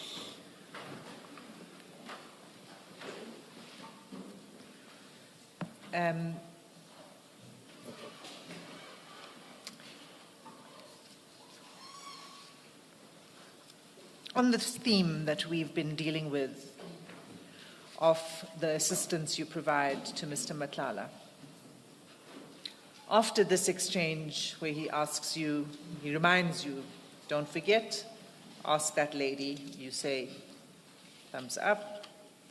Then comes the meeting of 15 April, we know that. If you go to page 42,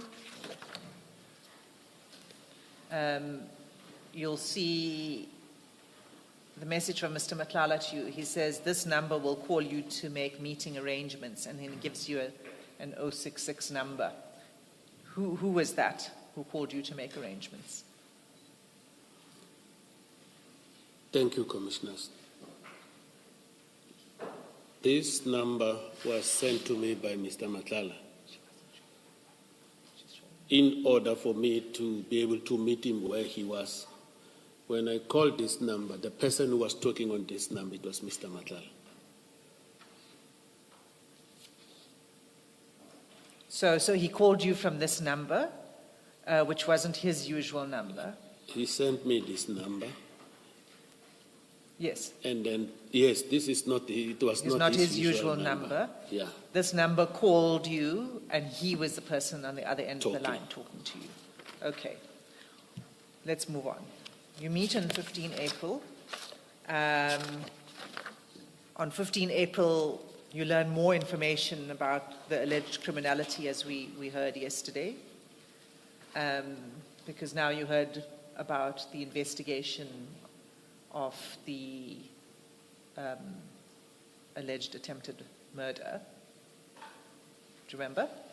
I recall. You recall? Okay, so we keep going. So what happens after this is interesting, because there are quite a number of phone calls between you and Mr. Matlala. And I'll just show it to you so that you see what I'm talking about. This is after 15 April. So on 16 April, if you start on page 43, on 16 April, there's a phone call from Mr. Matlala to you. Do you see that? I see it. On 17 April, you send him more of, I don't even know what you call these things. I mean, you might call them emojis, but there's some things. It's fine. Pictures. Then on 17 April, you'll see Mr. Matlala calls you again in the morning, at 8 in the morning. Do you see that? Yes. 8:30, yes. And then on 17 April, same day, 8:27, you call Mr. Matlala. Yes. And then you call him again. Probably you didn't get him, because the next phone call is 8:29, a couple of minutes later. Do you see that? Yes. And then he sends you a pin. Is that the location where you were to meet? On the 17th of April, Yes, he sends you a with these pin. calls and this pin, no, we always met at Mainland Main, where we were not supposed to meet. So why did he send you this location pin?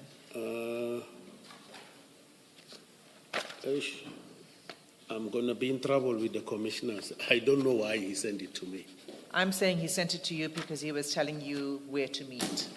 No, our meeting place is the Mainland Main, next to his business offices, Mainland Main Hotel.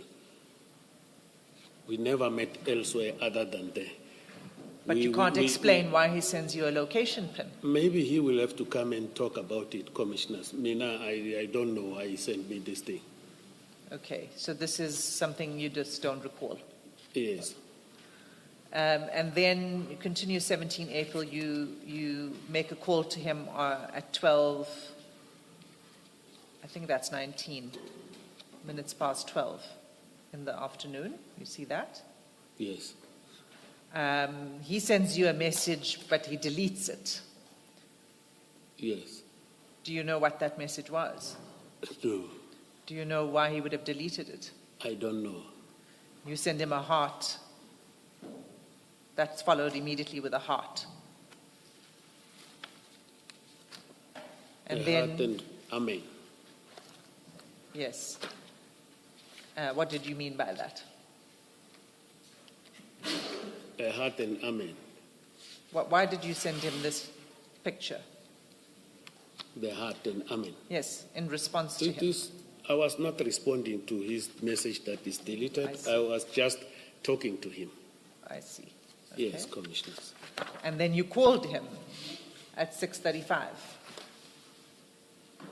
the same day that you sent him the picture. Yes. And then he calls you again that evening at 6:48. Correct. And then you call him again, same evening, 8:52. I see Yes? that, commissioners. And then 2 days later, he calls you, 19 April. See that? Yes, commissioners. And you call him 19 April at 10:26. I see that. And then on the 21st of April, he calls you again. Do you see that? Yes, commissioners. He called you, right? Yes. And then you called him on the 22nd of April Correct. at about quarter to 6 in the evening. Correct. And he returned your call, it seems, the same evening. Is that correct? Correct. And then on the 23rd of April, you send him another message, and then he calls you on the 23rd of April. Correct. So lots of conversations happen after the meeting of the 15th of April. What was all those conversations about? As far as my recollection, in some of our conversation, he was happy that I accompanied him to the meeting. And over and above that, he was adamant that the order forms will come. And then I was saying, you know, I accompanied you to the meeting. I'm also believe that your meeting has served you right. And other communications is a general stuff that are personal between me and him. We did talk about issues of how happy he was and how appreciative he was for me accompanying him to meet the general. He was very appreciative in all of those phone conversations. You seem to now recall all of these conversations. You say mostly it was about personal stuff, and some of it was about the contract. The meeting, not the contract. You had no discussions about the contract? The contract? Yes, about Which the one? purchase order. There's one contract only that was the subject of this discussion on the 15th of April. And do you know what it is? If they had discussions, and then I've indicated yesterday, commissioners, even in my statement, what I can recall, what was discussed there. And then I also strongly believe if that video clip is going to be played there, the recordings, those things will be there. And also, he did appreciate, as I'm saying, me accompanying him there. And then other stuff is that, because I'm not going to do this, commissioners, to try and remember things that I cannot remember. The ones that are coming, I'm remembering. I am going to say it. And then I see where the advocate is going to say, you remember other things, you don't want to remember other things. But I'm honest here to tell what I remember. What I can't, if I don't have an answer, I don't have it, Commissioner. So that is my response to you. But you do agree that you had very many communications after 15 April? I agree as it is stipulated here. Yes. And they were very warm and friendly. Isn't that so? Correct, I am a woman-friendly person. It is in my DNA. That's me. You're very warm and friendly, even with people you know to be suspected criminals. You know, Commissioners, I'm pushed here to say there is this narrative of that I didn't want to say, but it seems I'm compelled to say it. You know, allegation sometimes is something. It is alleged. People sometimes will remain innocent until proven guilty. So over and over I'm told I'm conversing with an alleged criminal and so forth and so forth. But I didn't want to go there, but I'm pushed to say this. But I am a woman-friendly person. I was talking to him. And in other words, you see, what you're saying now is contradicting what you said before, which is you were very concerned. And you were wary of him, and you were cautious, and you didn't trust his innocence, and you were pulling away from him, and you were going to cut off ties. This contradicts all of that, what you said yesterday, isn't that so? Commissioners, what I've just said doesn't delete what I've said, that I was moving away gradually. My personality, I know I was told why you didn't cut it off like that. My personality, we differ with personalities. It doesn't mean when I move away gradually, I mustn't talk to people. I was talking to him, but moving away gradually, that was happening. I indicated that yesterday before the commissioners. The chairperson of the commissioners asked me vigorously about that and told me. Then I even said, I have learned today that somewhere, somehow, this is how one must deal with issues. And your response that people are innocent until proven guilty, how do you explain that in your position as a senior police officer? How do you explain that answer? That let me finish, that you know that you are engaging with somebody against whom there are very serious allegations. Ms. Hassim, contexts do, of course, differ, but I think this point has been made, hammered, and so on. Perhaps I'll just say this. Yes. General, I'll just put it to you then, that your response, that you're just engaging with somebody that in your position, because this is not just about, gradually withdrawing. I'm saying something more. I'm saying that you're not an ordinary citizen. I'm saying that you are a senior police officer and that there's a greater duty on you to be circumspect in who you engage with. You can comment.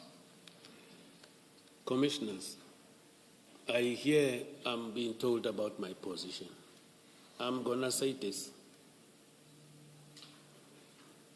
In terms of my position, if they gave me a warrant of arrest and say, go arrest Mr. Matlala, I'll gladly do it without any difficulty. That is my response, Commissioners. So that took us to the 23rd of April, all of those many phone calls. And then on the 24th of April, you send Mr. Matlala a screenshot of, is this your phone? Is this a photograph of your phone or a screenshot? Yes. Of your phone? And it's a screenshot of you communicating with General Khumalo. Correct, Commissioners. And the content of it is you saying, good morning, General. He responds, morning, General. You say, can I call? And then nothing more. Correct, Commissioners. So what was the purpose of sending this to Mr. Matlala? I have indicated on Tuesday, Commissioners, that this message was sent by default. And then 15 minutes thereafter, I called him and then I told him I sent that message by you by mistake. It is not intended to you or for you. And then I even indicated that there was a third person that I was going to introduce to General Khumalo regarding issues that are related to his division. And I went and hand over that individual, third person, and I said, if General Khumalo can be called here, he will attest to what I'm saying. Because the person, the situation, the way it was, it was a pressing issue so that I can go and hand over this third person. And those things are intelligence things that are very, very classified. They normally even don't talk about them. The issues, the things that this third person was going to deliver there, as well as talking to General Khumalo. Just for clarity, General, I'm not sure I follow. So who do you say you meant to send this screenshot to? Very briefly, please. Is a source, is a third party, is a source who was having information that is related to division.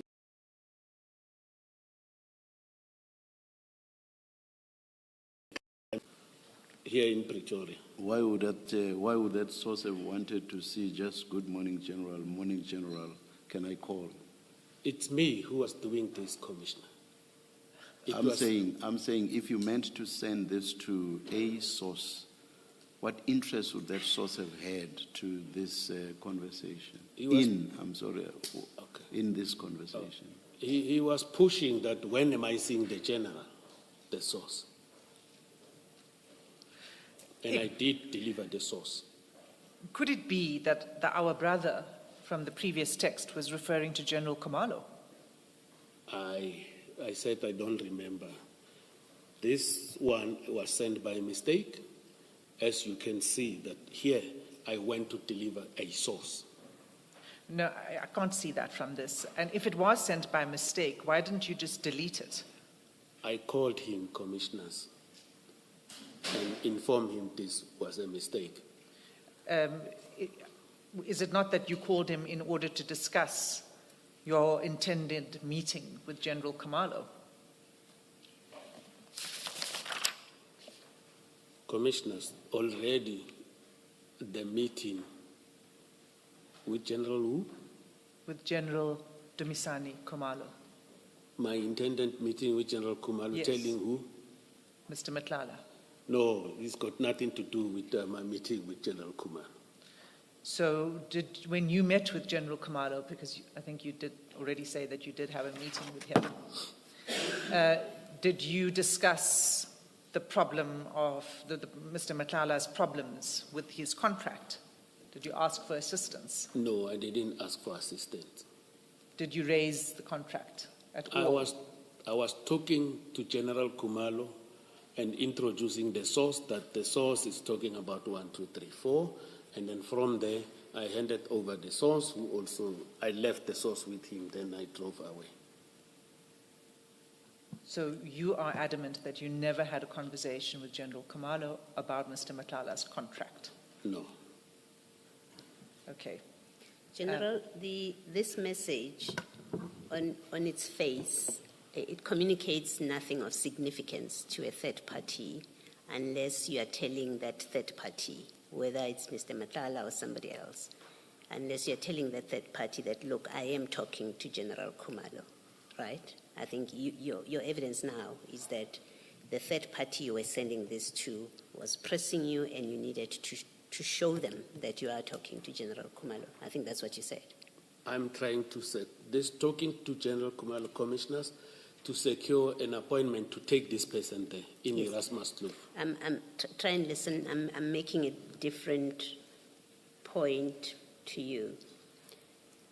Your evidence now is that you are going to introduce this source, I think you call them a source, to General Khumalo. That's what you were trying to arrange here. Okay. So that's all that this message does, is to alert somebody that I am talking to General Khumalo. That's all. And that you say that's all you were doing with it. And of course, it contains nothing other than you are in communication with General Khumalo. Now, if you sent this to Mr. Matlala by mistake, why was it necessary to call him and tell him it's by mistake? It has nothing to do with him, according to you. It contains no information. All it says is, good morning, General, can I call? If it has nothing to do with Mr. Matlala, it means absolutely nothing to him. Why did you consider it necessary to call him, as you tell us, to explain I sent it to you by mistake? Because it was not intended for him, Commissioners. That's what you're telling us. It wasn't intended for him. And if I accept, for purpose of our discussion, that it wasn't intended for him, why was it necessary to call him and tell him that? Because he knows it has nothing to do with him. Why didn't you just let it be? I mean, in your many communications with him, he sends you things, you don't ask him, what is this about? You just let it be. Even important stuff, documents, you don't check with him, why are you sending me this? He says, speak to our brother about the lady. You don't ask him, what brother are you talking about? So your pattern on your evidence, your pattern of behavior in your exchanges with Mr. Matlala is if stuff means nothing, you just don't means nothing to you, you just let it be. So I'm asking you the same, that, well, now you've sent this to Mr. Matlala. Why did you not just let it be? Why did you think it was important to call him and tell him, oh, I sent it by mistake? If we accept that's what you did, that's what your call was about. I'm saying, Commissioners, I told him that this was sent by mistake. It was not intended to him, because me, General Khumalo, we were supposed to meet to come and present this source, Commissioner. Okay. I don't have any other better answer than the one I'm giving to you, Okay, Commissioner. I accept that's your best answer. It's 11:29. I don't think you should start another point. It's 29 minutes past. Let's adjourn and come back at Thank you, quarter Chair. to 12.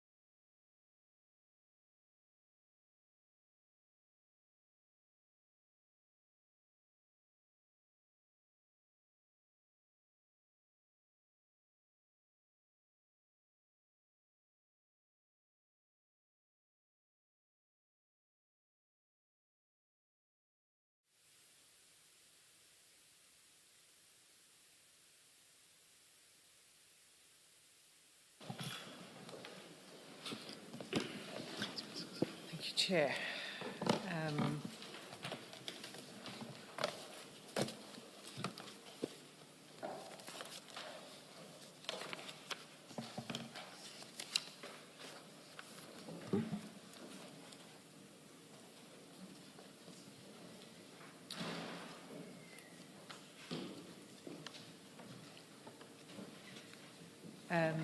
General, we were dealing with page 49.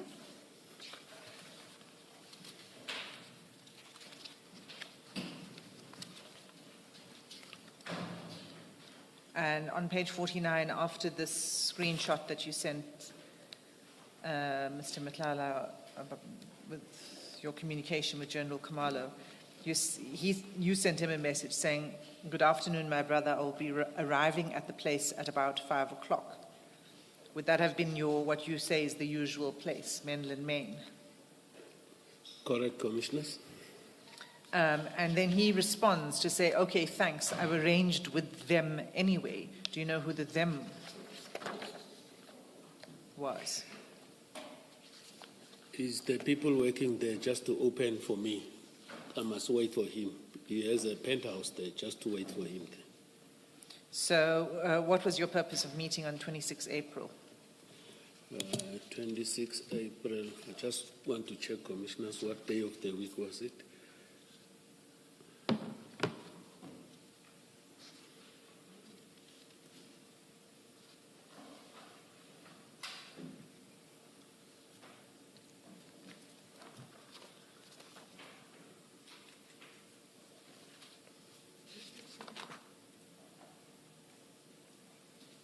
It was a Saturday. Yeah, it was a Saturday. So we were going to meet just for a casual meeting and chatting things under general in the meeting. So you were engaging with him socially? On a social basis, correct. Okay. Thanks. The remainder of the chats, we dealt with 13 May and some of the dates just before 13 May. Chair, I'm not going to go through it again. There's more in there. It's more on the variations of a theme. I don't think we need to go there, but I'm happy to, if the commissioners have questions. As I said so quite early on, yeah. Okay, thank you. So we do, however, need to return to the beginning of the chats because there's something that needs to be dealt with that is quite important. So, General,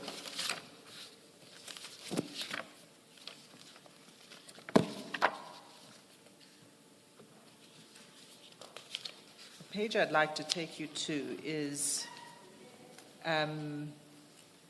page 10.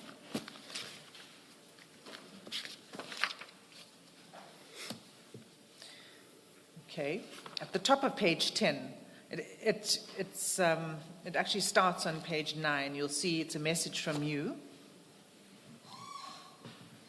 And you say to Mr. Matlala, "I will be in Pretoria next week. I request that if things are favorable, let's finalize the contract for those guys who assisted us." You see that? I see. Yes. Okay, so what are you talking about here? Let's start bit by bit. Who are those guys who assisted you and Mr. Matlala?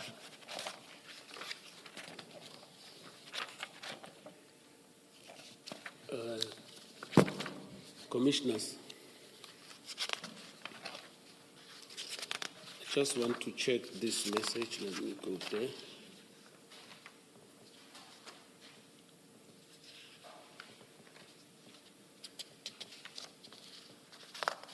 That's on page 9, General. So you'll see the sender, bottom of page 9, and then it continues on to page 10. Yes. Thank you very much, Commissioner. On this one, I assume, if my recollection is well, that it was in line with the third party who whereas assisting him, whom I have referred to talk to him in relation to the thing of the risk management. If you look at page 3 at the bottom, when he was talking about the project, when I responded yesterday, it should be the very same people who have assisted. The language might be us, but it's him in the real perspective. So you're saying that those guys are who again? It's the purpose, third party. a third party assisting with risk assessment. Correct. It's more than one person. Yes. And when you use the word us, you actually mean you. You know, I'm saying in the right context, it's him, not me. We commissioners, sometimes when we talk, we happen to use not that English that is in the books, but it is not us per se, as both of us, but it is him in his contract in relation to the risk assessment.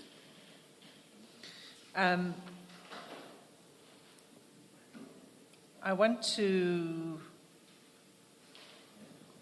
ask you to think about that a bit more, because you sent that message to him at 19:57. He responds to you at 20:03. So very soon after you sent him this message, 6 minutes later, he sends you this screenshot. Right? Correct? And what is that screenshot a picture of? It's a computerized screenshot. Depicting what? It's written SAPS on top, and then it talks about infrastructure, external data, what? Errors found on data set. Yeah, it's a computerized screenshot. Yes. Do you recognize this? Have you seen this kind of screenshot before? Where? It's a SAPS computer system, isn't it? I saw it when he sent me, the very same one. You saw it when he sent it to you? Yes. Right. And this is a screenshot of an internal SAPS software. It's a computer screen. Correct. Yes. And it relates to information concerning his contract. I won't know what is related to which or what. I don't know. It doesn't say this is related to Medicare 24. Right. It just, it has numbers. It has sort of, I suppose, reference number. And it says invoices to be uploaded. Let me check.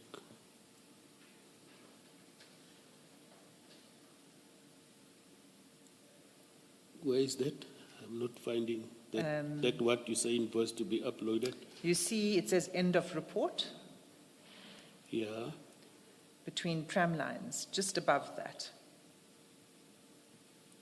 On the right-hand side, General, just above end of report, right-hand side. Oh, yes, I see it, Commissioners. It says invoices to be uploaded. Yes, Commissioners. So this is an internal finance screenshot, isn't it? It's a screen of finance department software and information. It looks like that, because I don't normally work with finances, but it looks like that.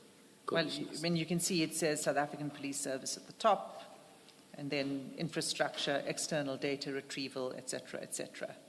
So it's a job card or an entry. It was a search that it seems someone had done, and it came up with this.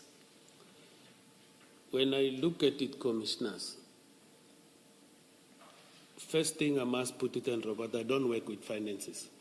I'm unable to explain it, what exactly it is and what it is doing. But when you show me that thing, invoices to be uploaded, in my mind it tells me that someone was supposed to be paid. That is what comes into my mind. Someone was supposed to be paid. When you look at this thing that is written, invoices to be uploaded. Yes, but it's an internal SAPS. It's a, it could be finance or supply chain management department, this information. Why did he send this to you? I do not know why, but as I indicated yesterday, later far in front there, in my other messages, as I've testified yesterday, I think Tuesday, that he did tell me about his challenges of not receiving his payments. Yes. And I don't know why he sent this to me and then how he get hold of it, because I also tried to check here the police emblem that I don't see it here, but I see it is written there, South African Police Service. Okay, so he sent you this. Do you dispute that this is an internal SAPS information? Do you dispute that? It can be purported to be, because these things people sometimes they reproduce. Sorry, you say that again? It can be purported to be. I'm not following. You're saying it may not be. It can be, it cannot be. So I don't want to say I dispute or I agree. It can be or it cannot be, but this is what he sent. Okay, so he sent you this, and he says, let me know when you're around. So what did you ask him, what is this?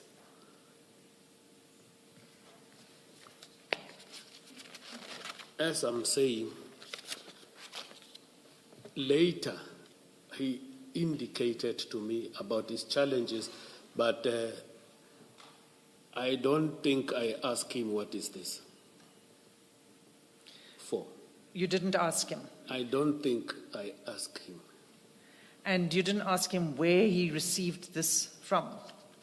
Did it not occur to you at the time? I mean, it's apparent to anyone who looks at it that it's an SAPS internal information, and it's a screenshot. I don't think I asked him, but I believe if he's called here, he will be able to come and say where he got it, what is this thing, is it authentic SAPS document, or did somebody reproduce it, or what, I don't know, but he will have to come and testify.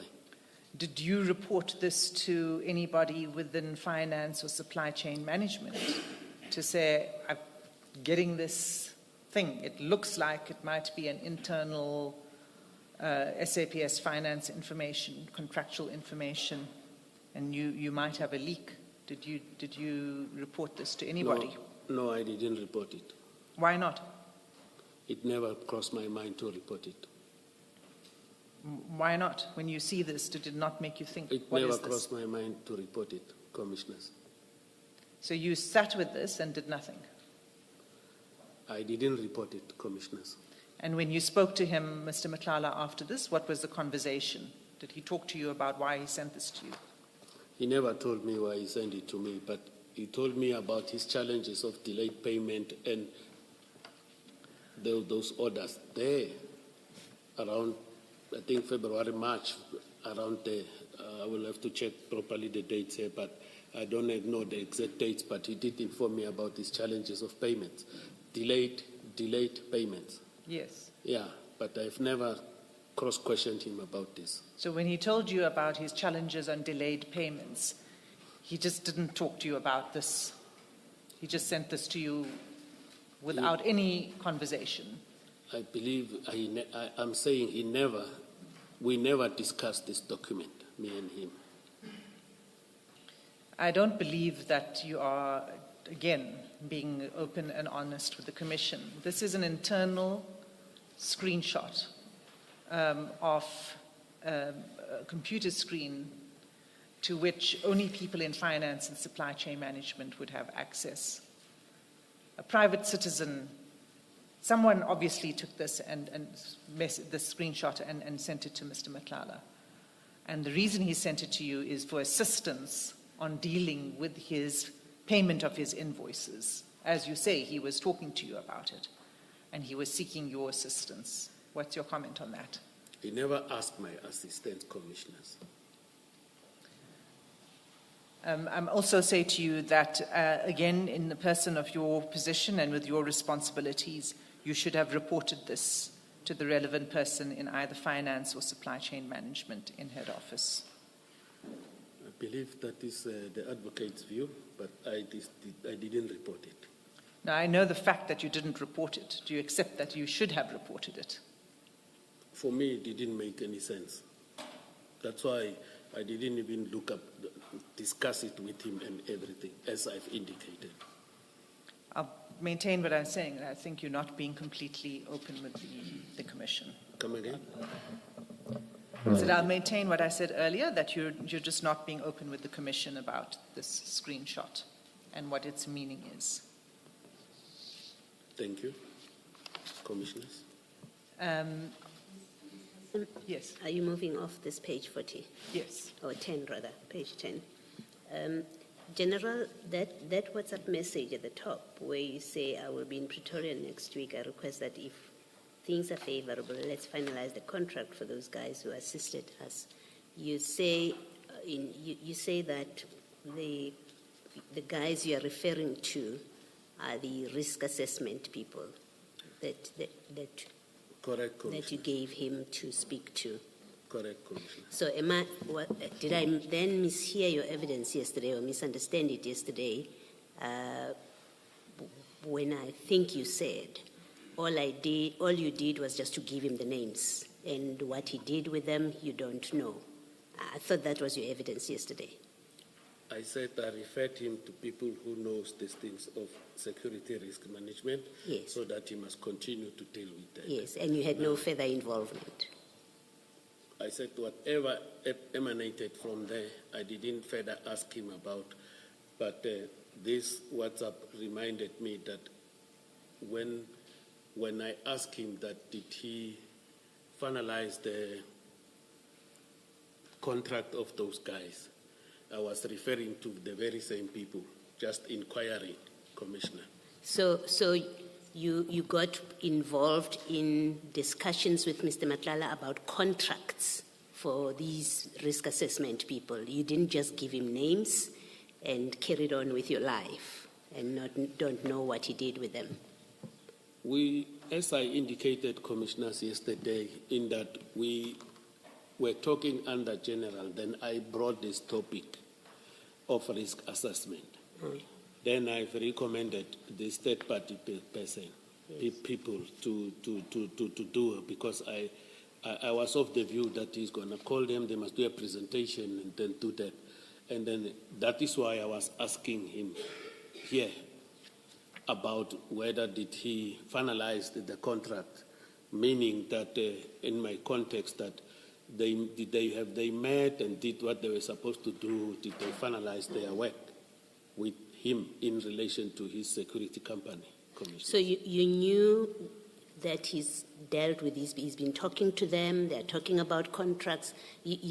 What I'm trying to establish from you is, after you gave him the names, what was your further involvement with this referral? Because the impression you created yesterday, and until you see this WhatsApp message, the impression that you have created to us, in my recollection of your evidence, is all you did was you just gave him the names of these people, and then that was your only involvement in it. When he says to you, I have met with a guy, you remember there were emails, WhatsApps, where he says, I've met with a guy, we asked you, what is this about? You said, I assumed he meant the risk assessment people, I don't know.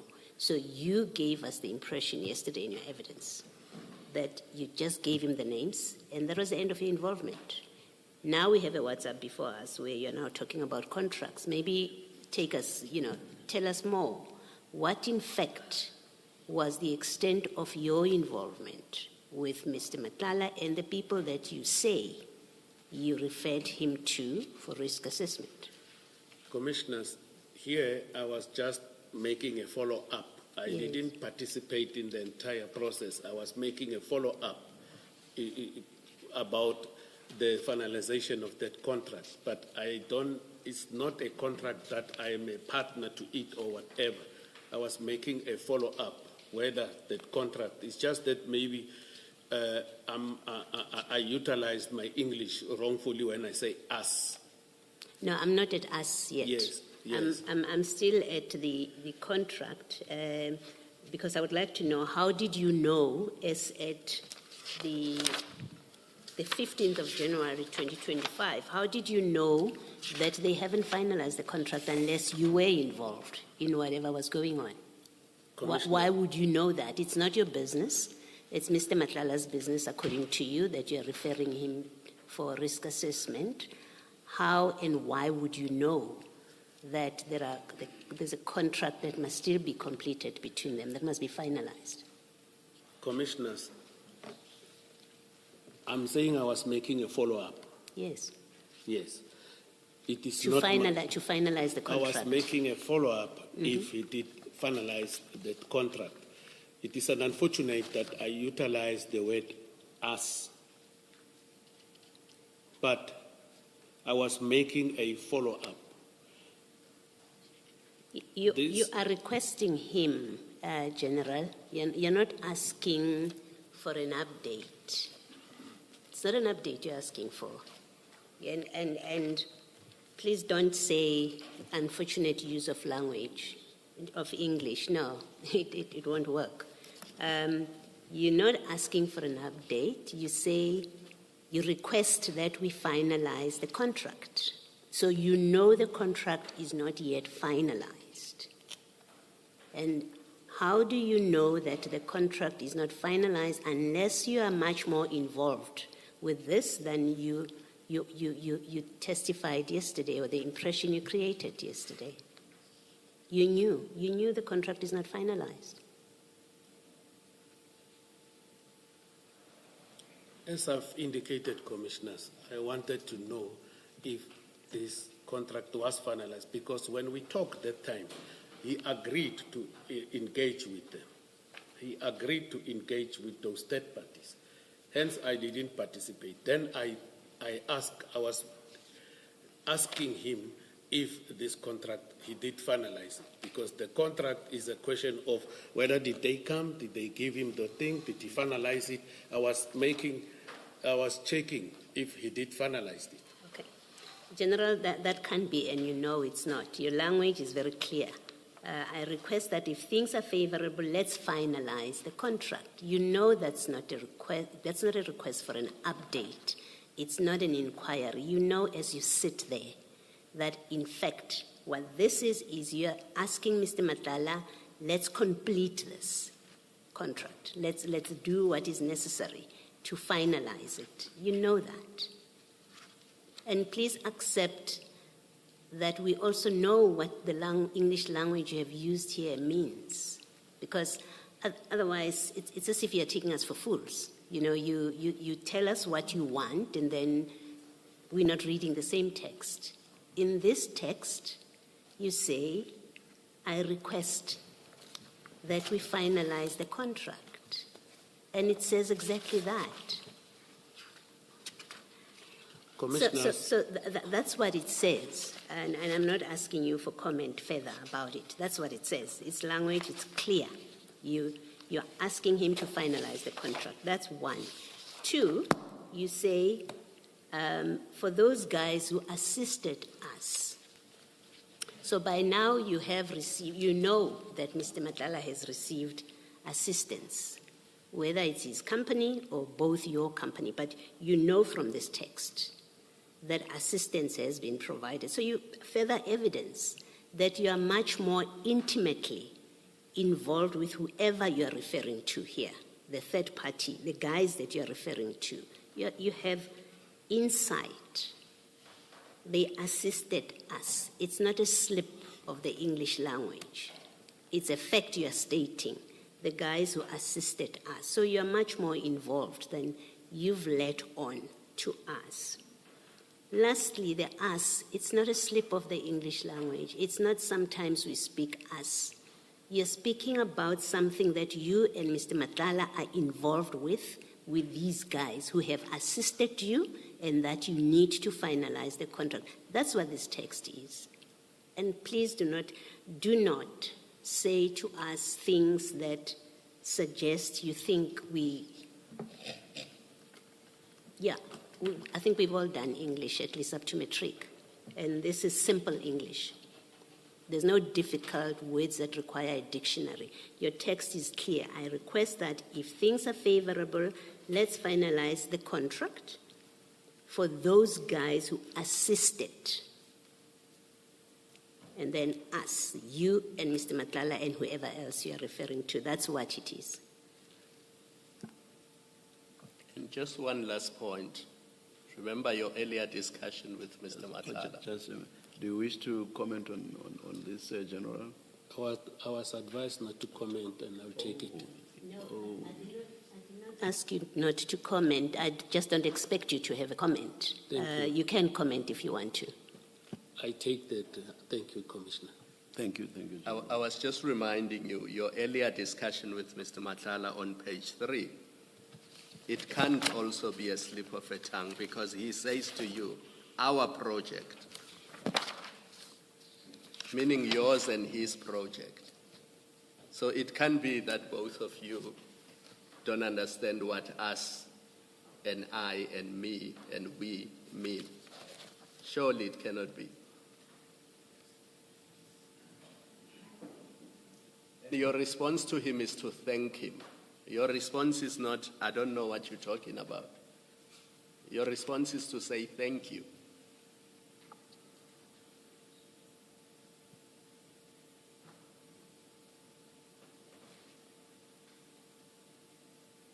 Want to comment or simply accept that that's what the text says? I don't want to comment because our context of the text are not the same. That is all. I rather remain silent on this one. I don't want to answer.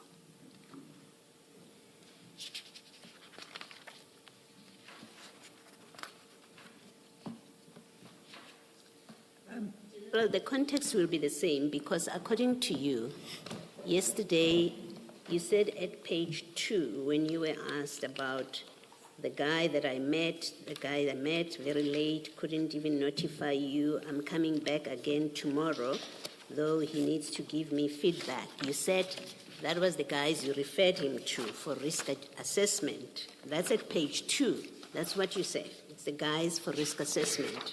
And then at page 3 that Commissioner Khumalo is referring you to, where you say the guy where he says, the guy I went to see really helped. I will tell you whenever you back the site. Monday, I'm starting with our project. Nothing is disturbing me anymore.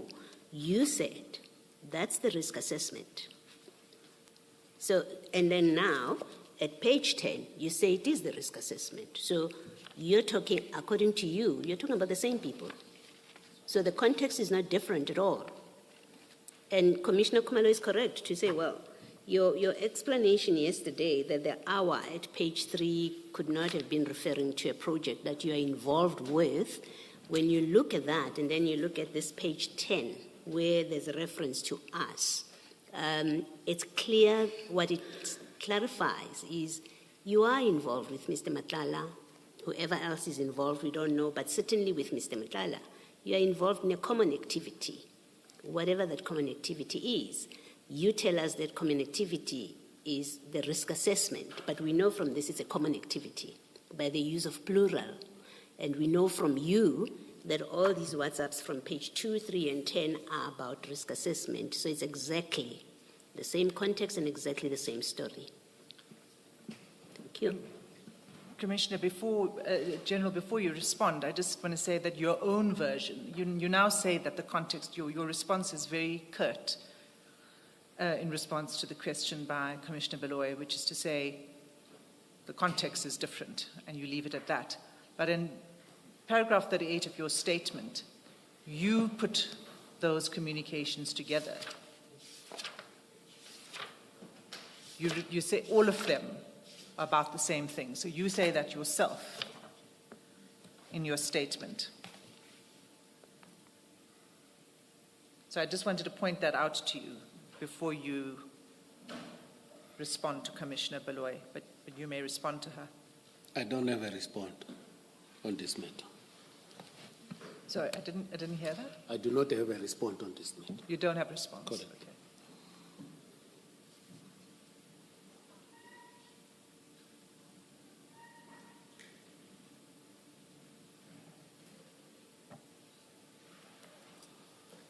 Commissioner, I'm moving off from that. You may. Thank you. Okay, last thing before we leave the chats, and that concerns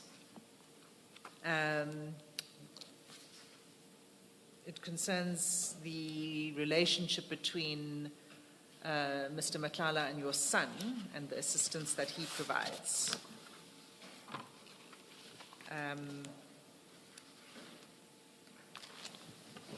Now I need to I moved off it. I need to just find the page again. If you bear with me.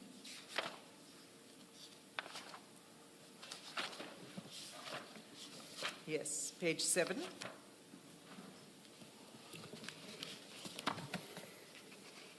In the middle of the page, you send a message to Mr. Matlala. And you say to him, "Good afternoon, brother. Did you meet with Tato?" And he responds, "Tomorrow. I'm waiting for offer to purchase first."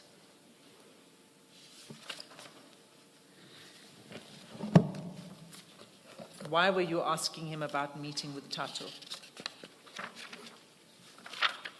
It is because he did inform me earlier in our telephone conversation that he's looking for Tato. He can't get hold of him. So when they met this, let me just go to the what you call. I'll tell you now.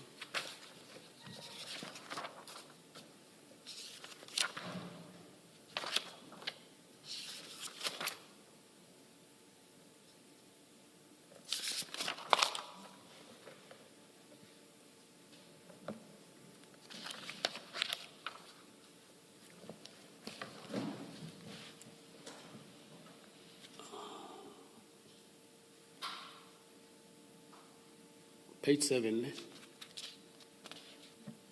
Yeah, page 7.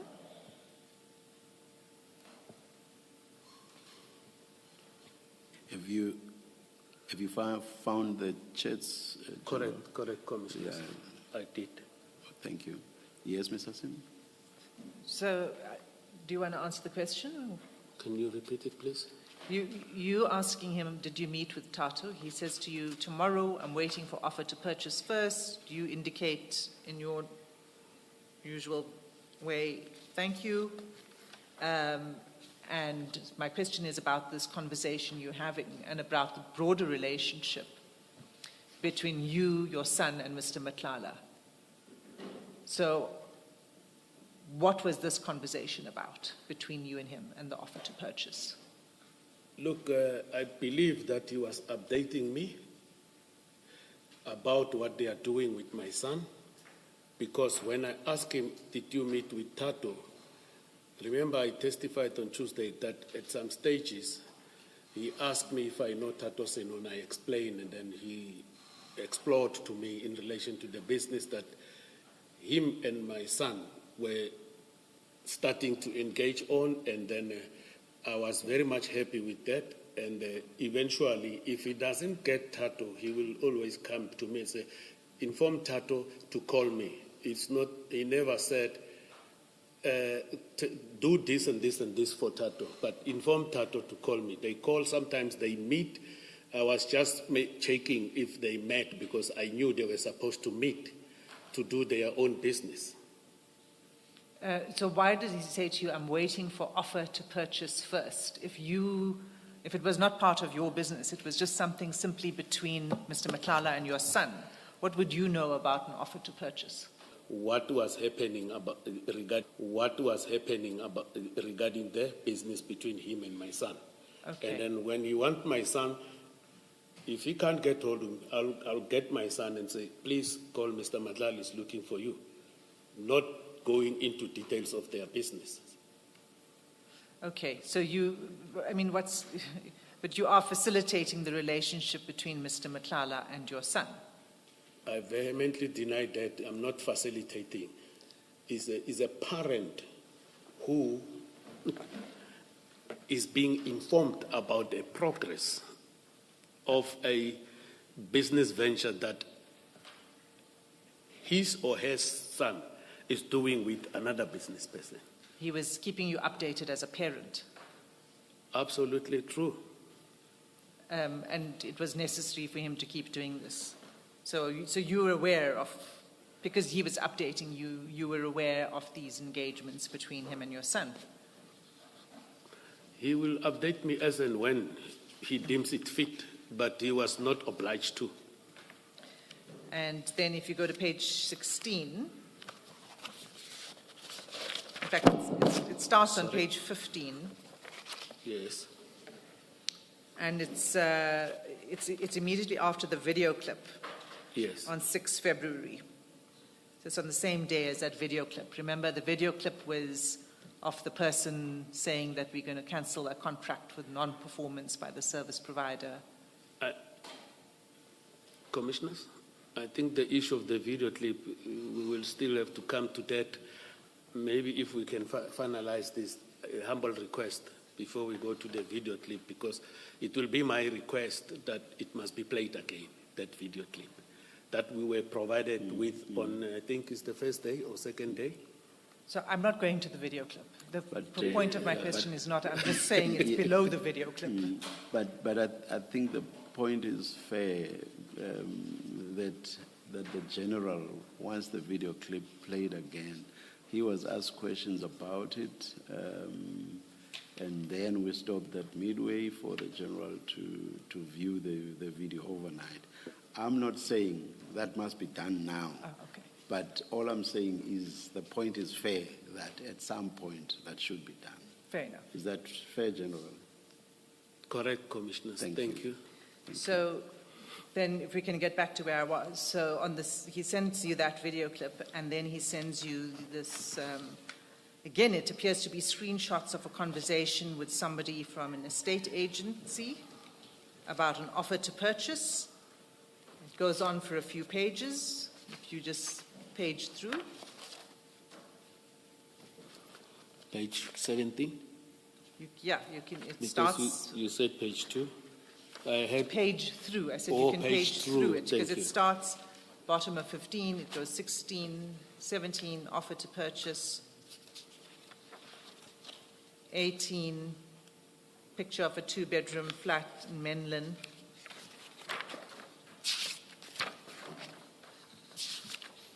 Is this the same building where you meet?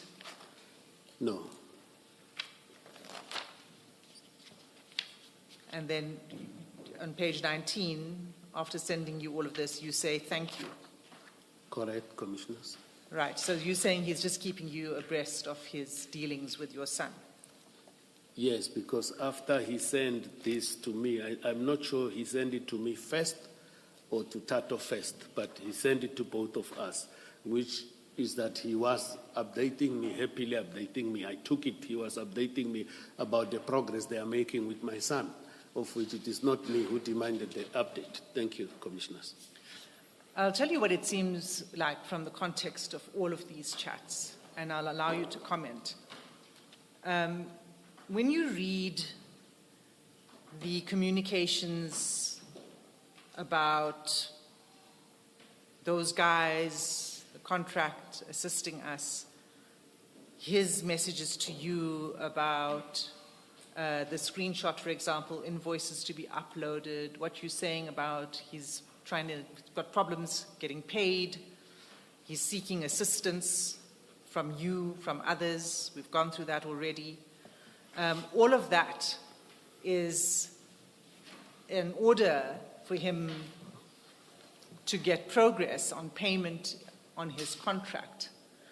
And that's not entirely disconnected from him, from his ability to continue doing business with your son.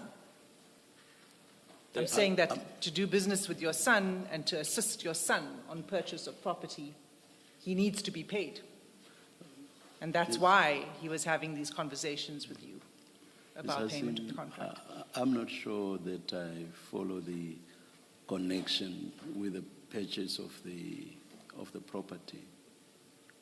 I get this about the assistance and so on, the meeting with General Yes. Mkhwanazi and so on. I don't know how the issue of the purchase of the property gets woven into all of that. I'm not saying there is no way. Okay, Chair, I was trying to that shortcut that through may it. be done, but I just don't get how Through it because of time. There's a whole lot more sort of WhatsApp chat between the son and Mr. Matlala, which the witness would have seen.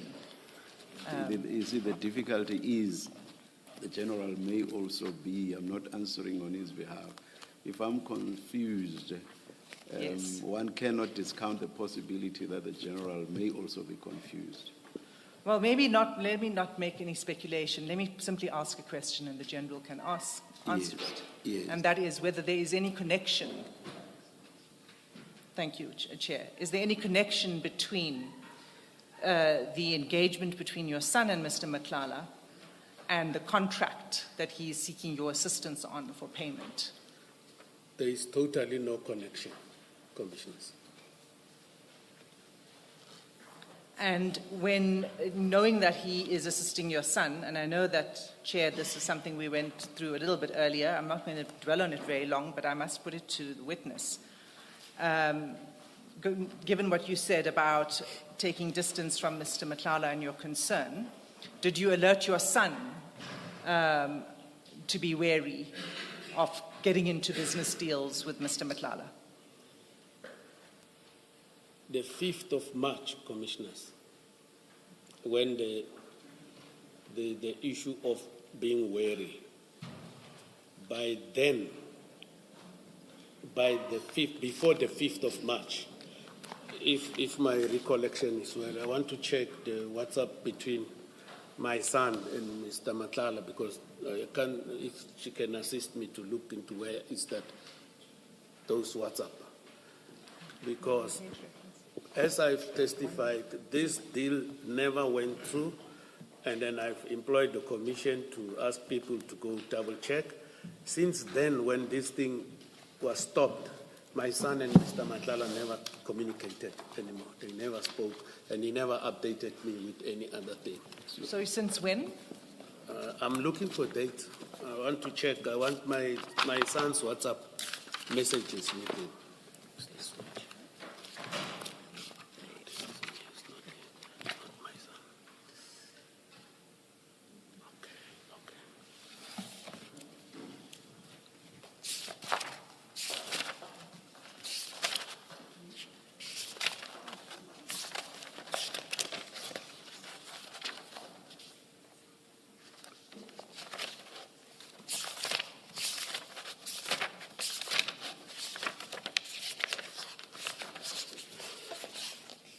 Thank you, Commissioners. Yes, the last communication between Mr. Matlala and my son, I think it was 3 March. 3 March. 3 March. Before the critical 5th of March. Before the critical 5th of March. Then that was it.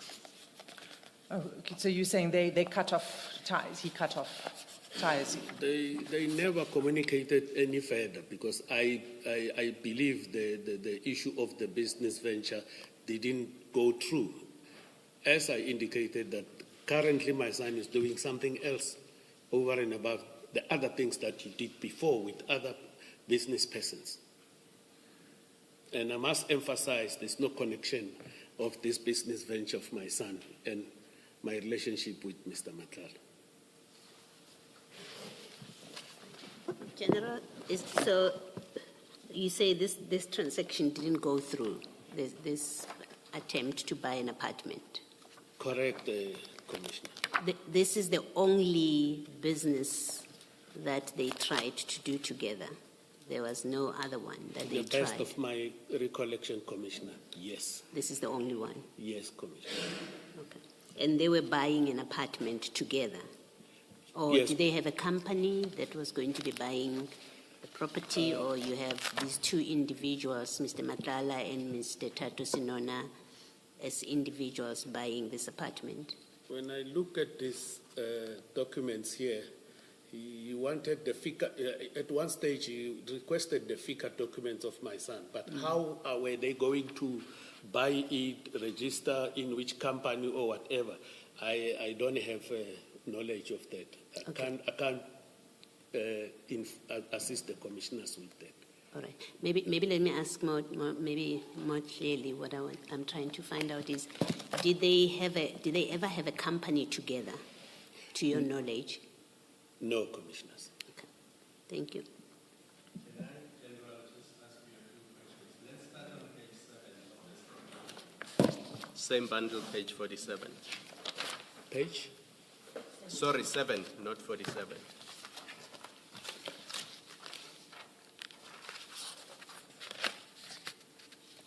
The impression you created was that it was Ket Matlala who asked you if you know Tato Senona. But when I look at the WhatsApp text, 9 January 2025 at 17:39, it looks like it is you who is asking Ket Matlala whether he met Tato, your son.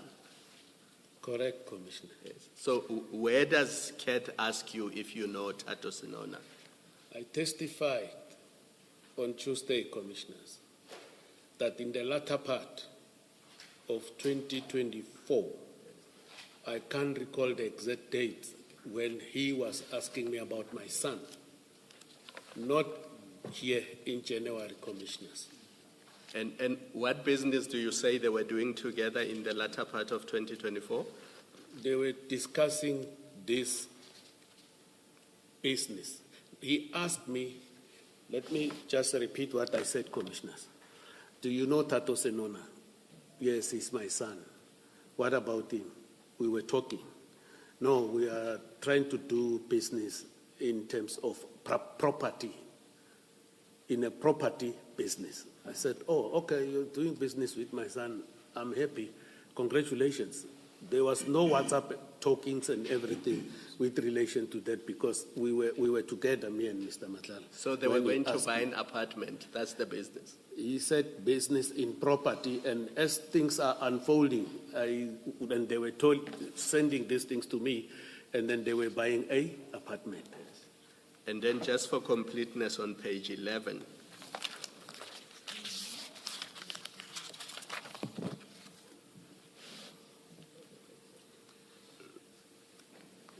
remember on page 10, we've already been through it, you had a discussion about a contract that was to be finalized with the people who assisted us. And then on page 11, you are having the conversation with Mr. Matlala, you tell him that you are around Pretoria, and then he says to you, the second last WhatsApp, afternoon Duna, can you please, Tato, to send me his FICA documents? I sent a message and called. He's not responding. So that's the WhatsApp you're referring to, about the FICA documents? Correct. Okay. And then later on page 18, if we start on page 16, 17, 18,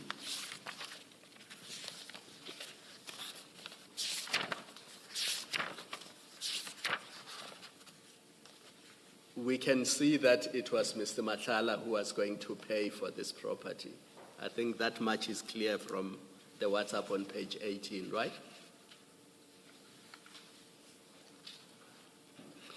I see here they are talking. Because he's talking to the agent, and the agent says on the OTP under point number 34, can you state how you want to make payment? Do you see that? I see that. Yes. So from this, it's quite clear that it was Mr. Matlala who was going to make payment for this apartment. I see here they were asking him, how do you want to make payment? Yes. But I don't know. I can't say yes or no or what was their arrangements there, Commissioners. But that's what it looks like from this It looks like, but I can't say that it is, Commissioner. Yes. Because it leaves me with the impression that Mr. Matlala, the whole arrangement was about Mr. Matlala purchasing an apartment for your son. If you don't know, you don't know. If you care to comment, you can comment about that. Commissioner, my son is a business person.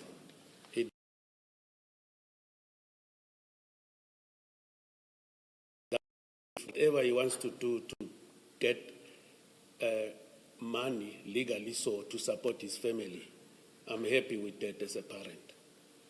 Thank you, Commissioner. You're not answering my question. My question is, it looks from these documents that Mr. Matlala was going to purchase the apartment for his son. For me, Sorry, my mic was off. Let me try and repeat. I was focusing on you and forgot about the mic. It looks from these documents that Mr. Matlala was going to purchase an apartment for your son. That's what it looks like. maybe when Mr. Matlala is here, we'll respond to that. I can't respond to this. Thank you, Commissioners. But all I know, it was a venture, joint venture.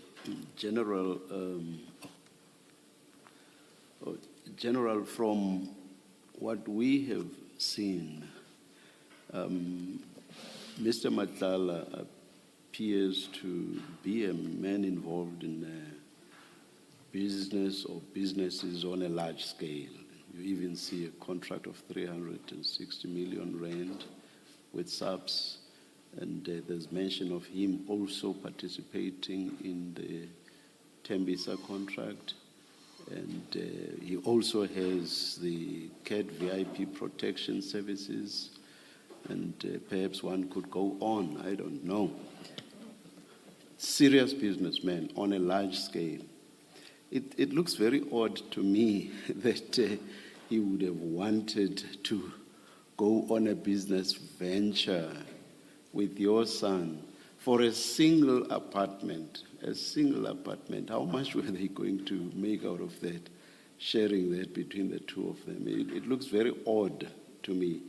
I would understand, we're actually shown a picture of the block of apartments at the bottom of page 18.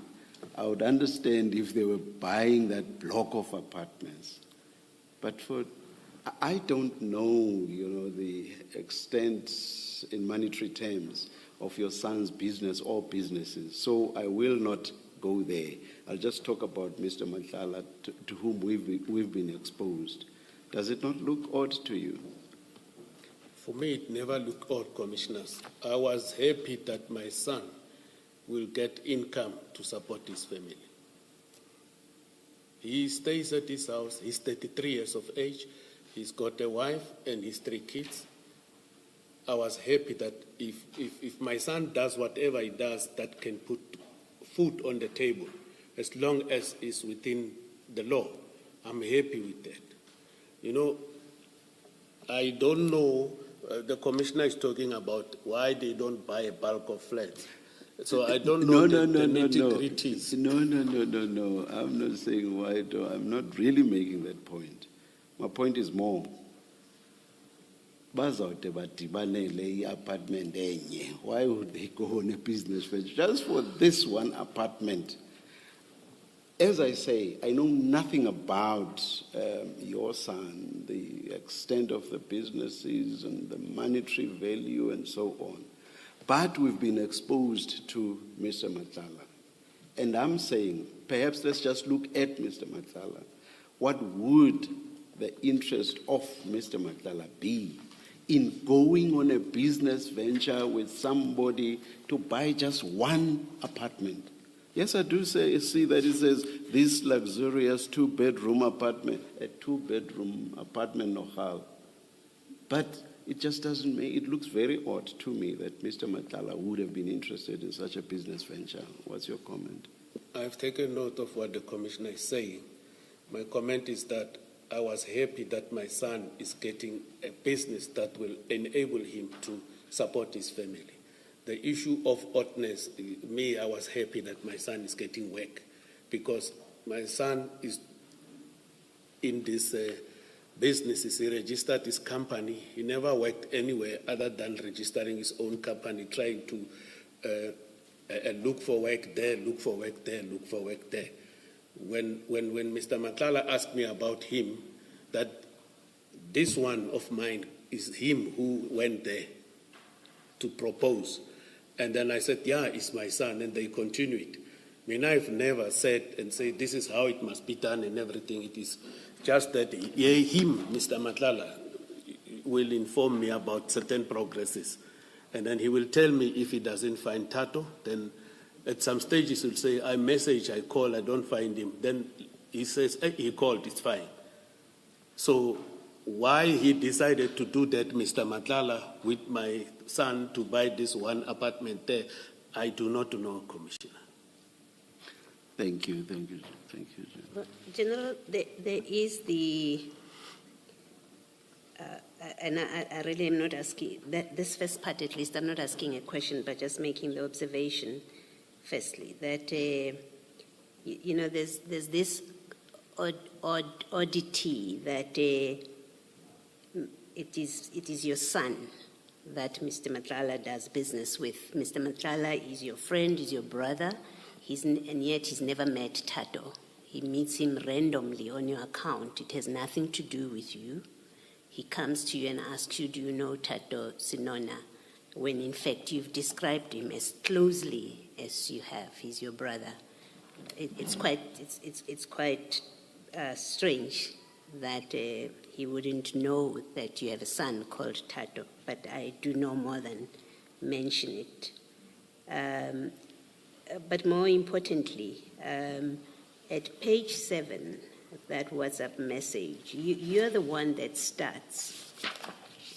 Mr. Matlala has not asked you anything about Tato up to that point. You're the one that says, did you meet with Tato? On its face of it, first, certainly on its face, you have had a discussion with Mr. Matlala about Tato. On the face of this WhatsApp message at page 7 on the 9th of January. And this is really, when you talk about a follow-up, where you're asking for information, this is the one. You knew they were supposed to meet. So we know you do discuss Tato with Mr. Matlala.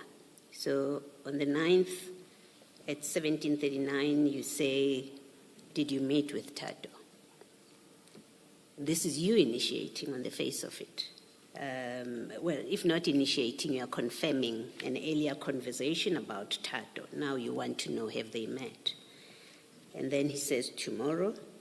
And then he says, I'm waiting for offer to purchase first. You don't ask, what are you talking about? And I hear you when you say, Tato is 33, he's got his own company, he runs his business. And I accept that part, but strangely, Mr. Matlala thinks you know about this purchase, even though Tato is a 33-year-old married man who's running his own business. Mr. Matlala says to you, I'm waiting for the offer to purchase first, so you know something about it. You don't say, what are you talking about, which I think one can infer. You know that they're buying an apartment and where things are at that point. And then when you then go to page 11, that WhatsApp message where he says, can you please, Tato, send me his FICA documents? I sent a message and called, he's not responding. Again, it's quite odd that Mr. Matlala would, through you, would make you a conduit about a business. His business between him and Tato, it has nothing to do with you. It has nothing to do with you. But Mr. Matlala says, sends you basically, effectively, says to you, get Tato to send me his FICA documents. That's another oddity. And on the face of it, it suggests that, in fact, the business transaction is between you and Mr. Matlala, and Tato is brought in the middle of it to assist in that he becomes your proxy in that transaction. And I think one has to be fair to you and put that impression to you so that you can comment. So just to make sure that you understand what I'm saying, that you first say, have you met with Tato? There's nothing before that between you and Mr. Matlala that makes this message make sense. So we have to fill in the gaps. And the gap that I'm proposing is to be filled in is you've been talking to Mr. Matlala about a transaction that he will be doing with Tato. You have been talking to him. So now you want to know, have they met? Mr. Matlala says to you tomorrow, I'm waiting to get the OTP first. He doesn't give you a story about the transaction. This is what I'm doing with Tato. So you know what OTP is talking about, but it's not your business, you tell us. It's of a 33-year-old son. He has no business discussing it with you unless you're involved with it. So the impression it creates is that, well, you know about this transaction. And then at page 11, he says, tell him to send me his FICA documents. The impression it creates to me, and I may be wrong about it, the impression it creates to me is that you are, in fact, the one that Mr. Matlala and Tato were buying an apartment for, or in relation to. You were the real beneficiary of it. And Tato would have been a proxy in this transaction. That's the impression I get, and I may be wrong. You may comment if you want to. Thank you, Commissioners. The analogy is incorrect. I am not the proxy. They were doing business. I testified, Commissioner, that in the latter part of the year, it is unfortunate there are no WhatsApp or whatever communications there. The Commission is only having these ones that were extracted from the phone of Mr. Matlala. But Tato, my son, is the one who approached him, Mr. Matlala. Mina, I was happy that my son will be able to make some means for him to support his family. I know what is happening in businesses. Sometimes the business blooms, sometimes goes down. So I was very happy. Once it goes down, as a son, he will say, Papa, I'm asking for money to buy millimil. But I was a happy father. And then there's nothing of such a nature that I was Tato is a conduit to me to benefit from that property. If I was the one who's benefiting, I wanted that property, it would have maybe been, you would see in the messages here that maybe I talk about it and pressurize him to buy the property and so forth. I knew they were buying property because when he asked me about my son, he said my son approached him, he wanted to have a business venture into properties. Thank you, General. Thank you, Thanks, Commissioners. Thanks. Chair, I'm going to leave the WhatsApp chat entirely now. There's one more topic that we need to cover that emerges from the statement of the witness, and that's the Port Shepstone drug bust issue. Commissioners.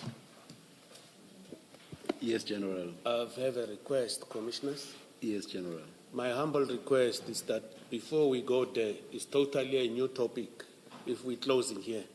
My humble request, Commissioners, is that can we deal with the video, because the video talks to the charts. Then when we close, we know we're no more going there. We're going to deal with the Port-Shepstone thing. That's logical. That's logical, yes. Thank you very much, Commissioner. My request, if I may address the Commissioners, is that I want the video to be played again, because I was asked questions. Mm-hmm. I was told that you take a document with a police emblem. A document with a police emblem is sent to you by a private person where it was in a meeting. Therefore, I received that clip. I went through it over and over and over again. Mm-hmm. Therefore, it's my humble request that it be played again. Yes, General. Can it be found and played, please? Sorry.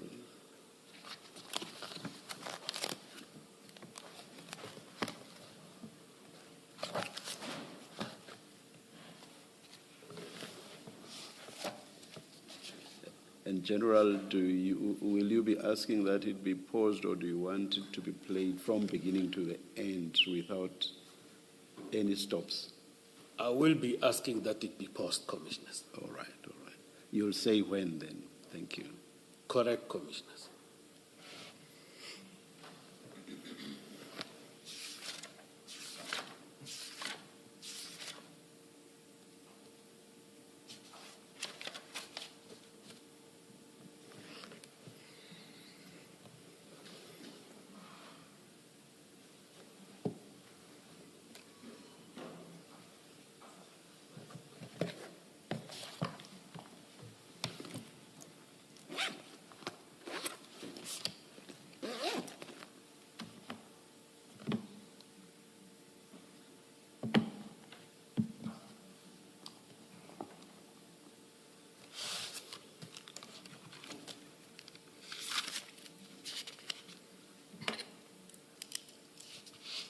Sorry, struggling. Should we? I see it's 8 minutes. I thought you were mouthing 5 minutes. Did I get that correctly? Then, if it's 5 minutes, that will bring us something like what? A couple of minutes before 1. Perhaps let's just adjourn for lunch. Then, is that fine? And when we come back at 2, then you should be ready. Is that fine? General? Commissioners? It seems they're struggling to, I don't know whether to find or to play it. So I'm suggesting that perhaps we just adjourn for lunch and start playing it at 2 o'clock. I'm at your mercy, Commissioners. I'm Yes. fine with it. Thank you. Let us adjourn until 2 o'clock. Thanks, Chair.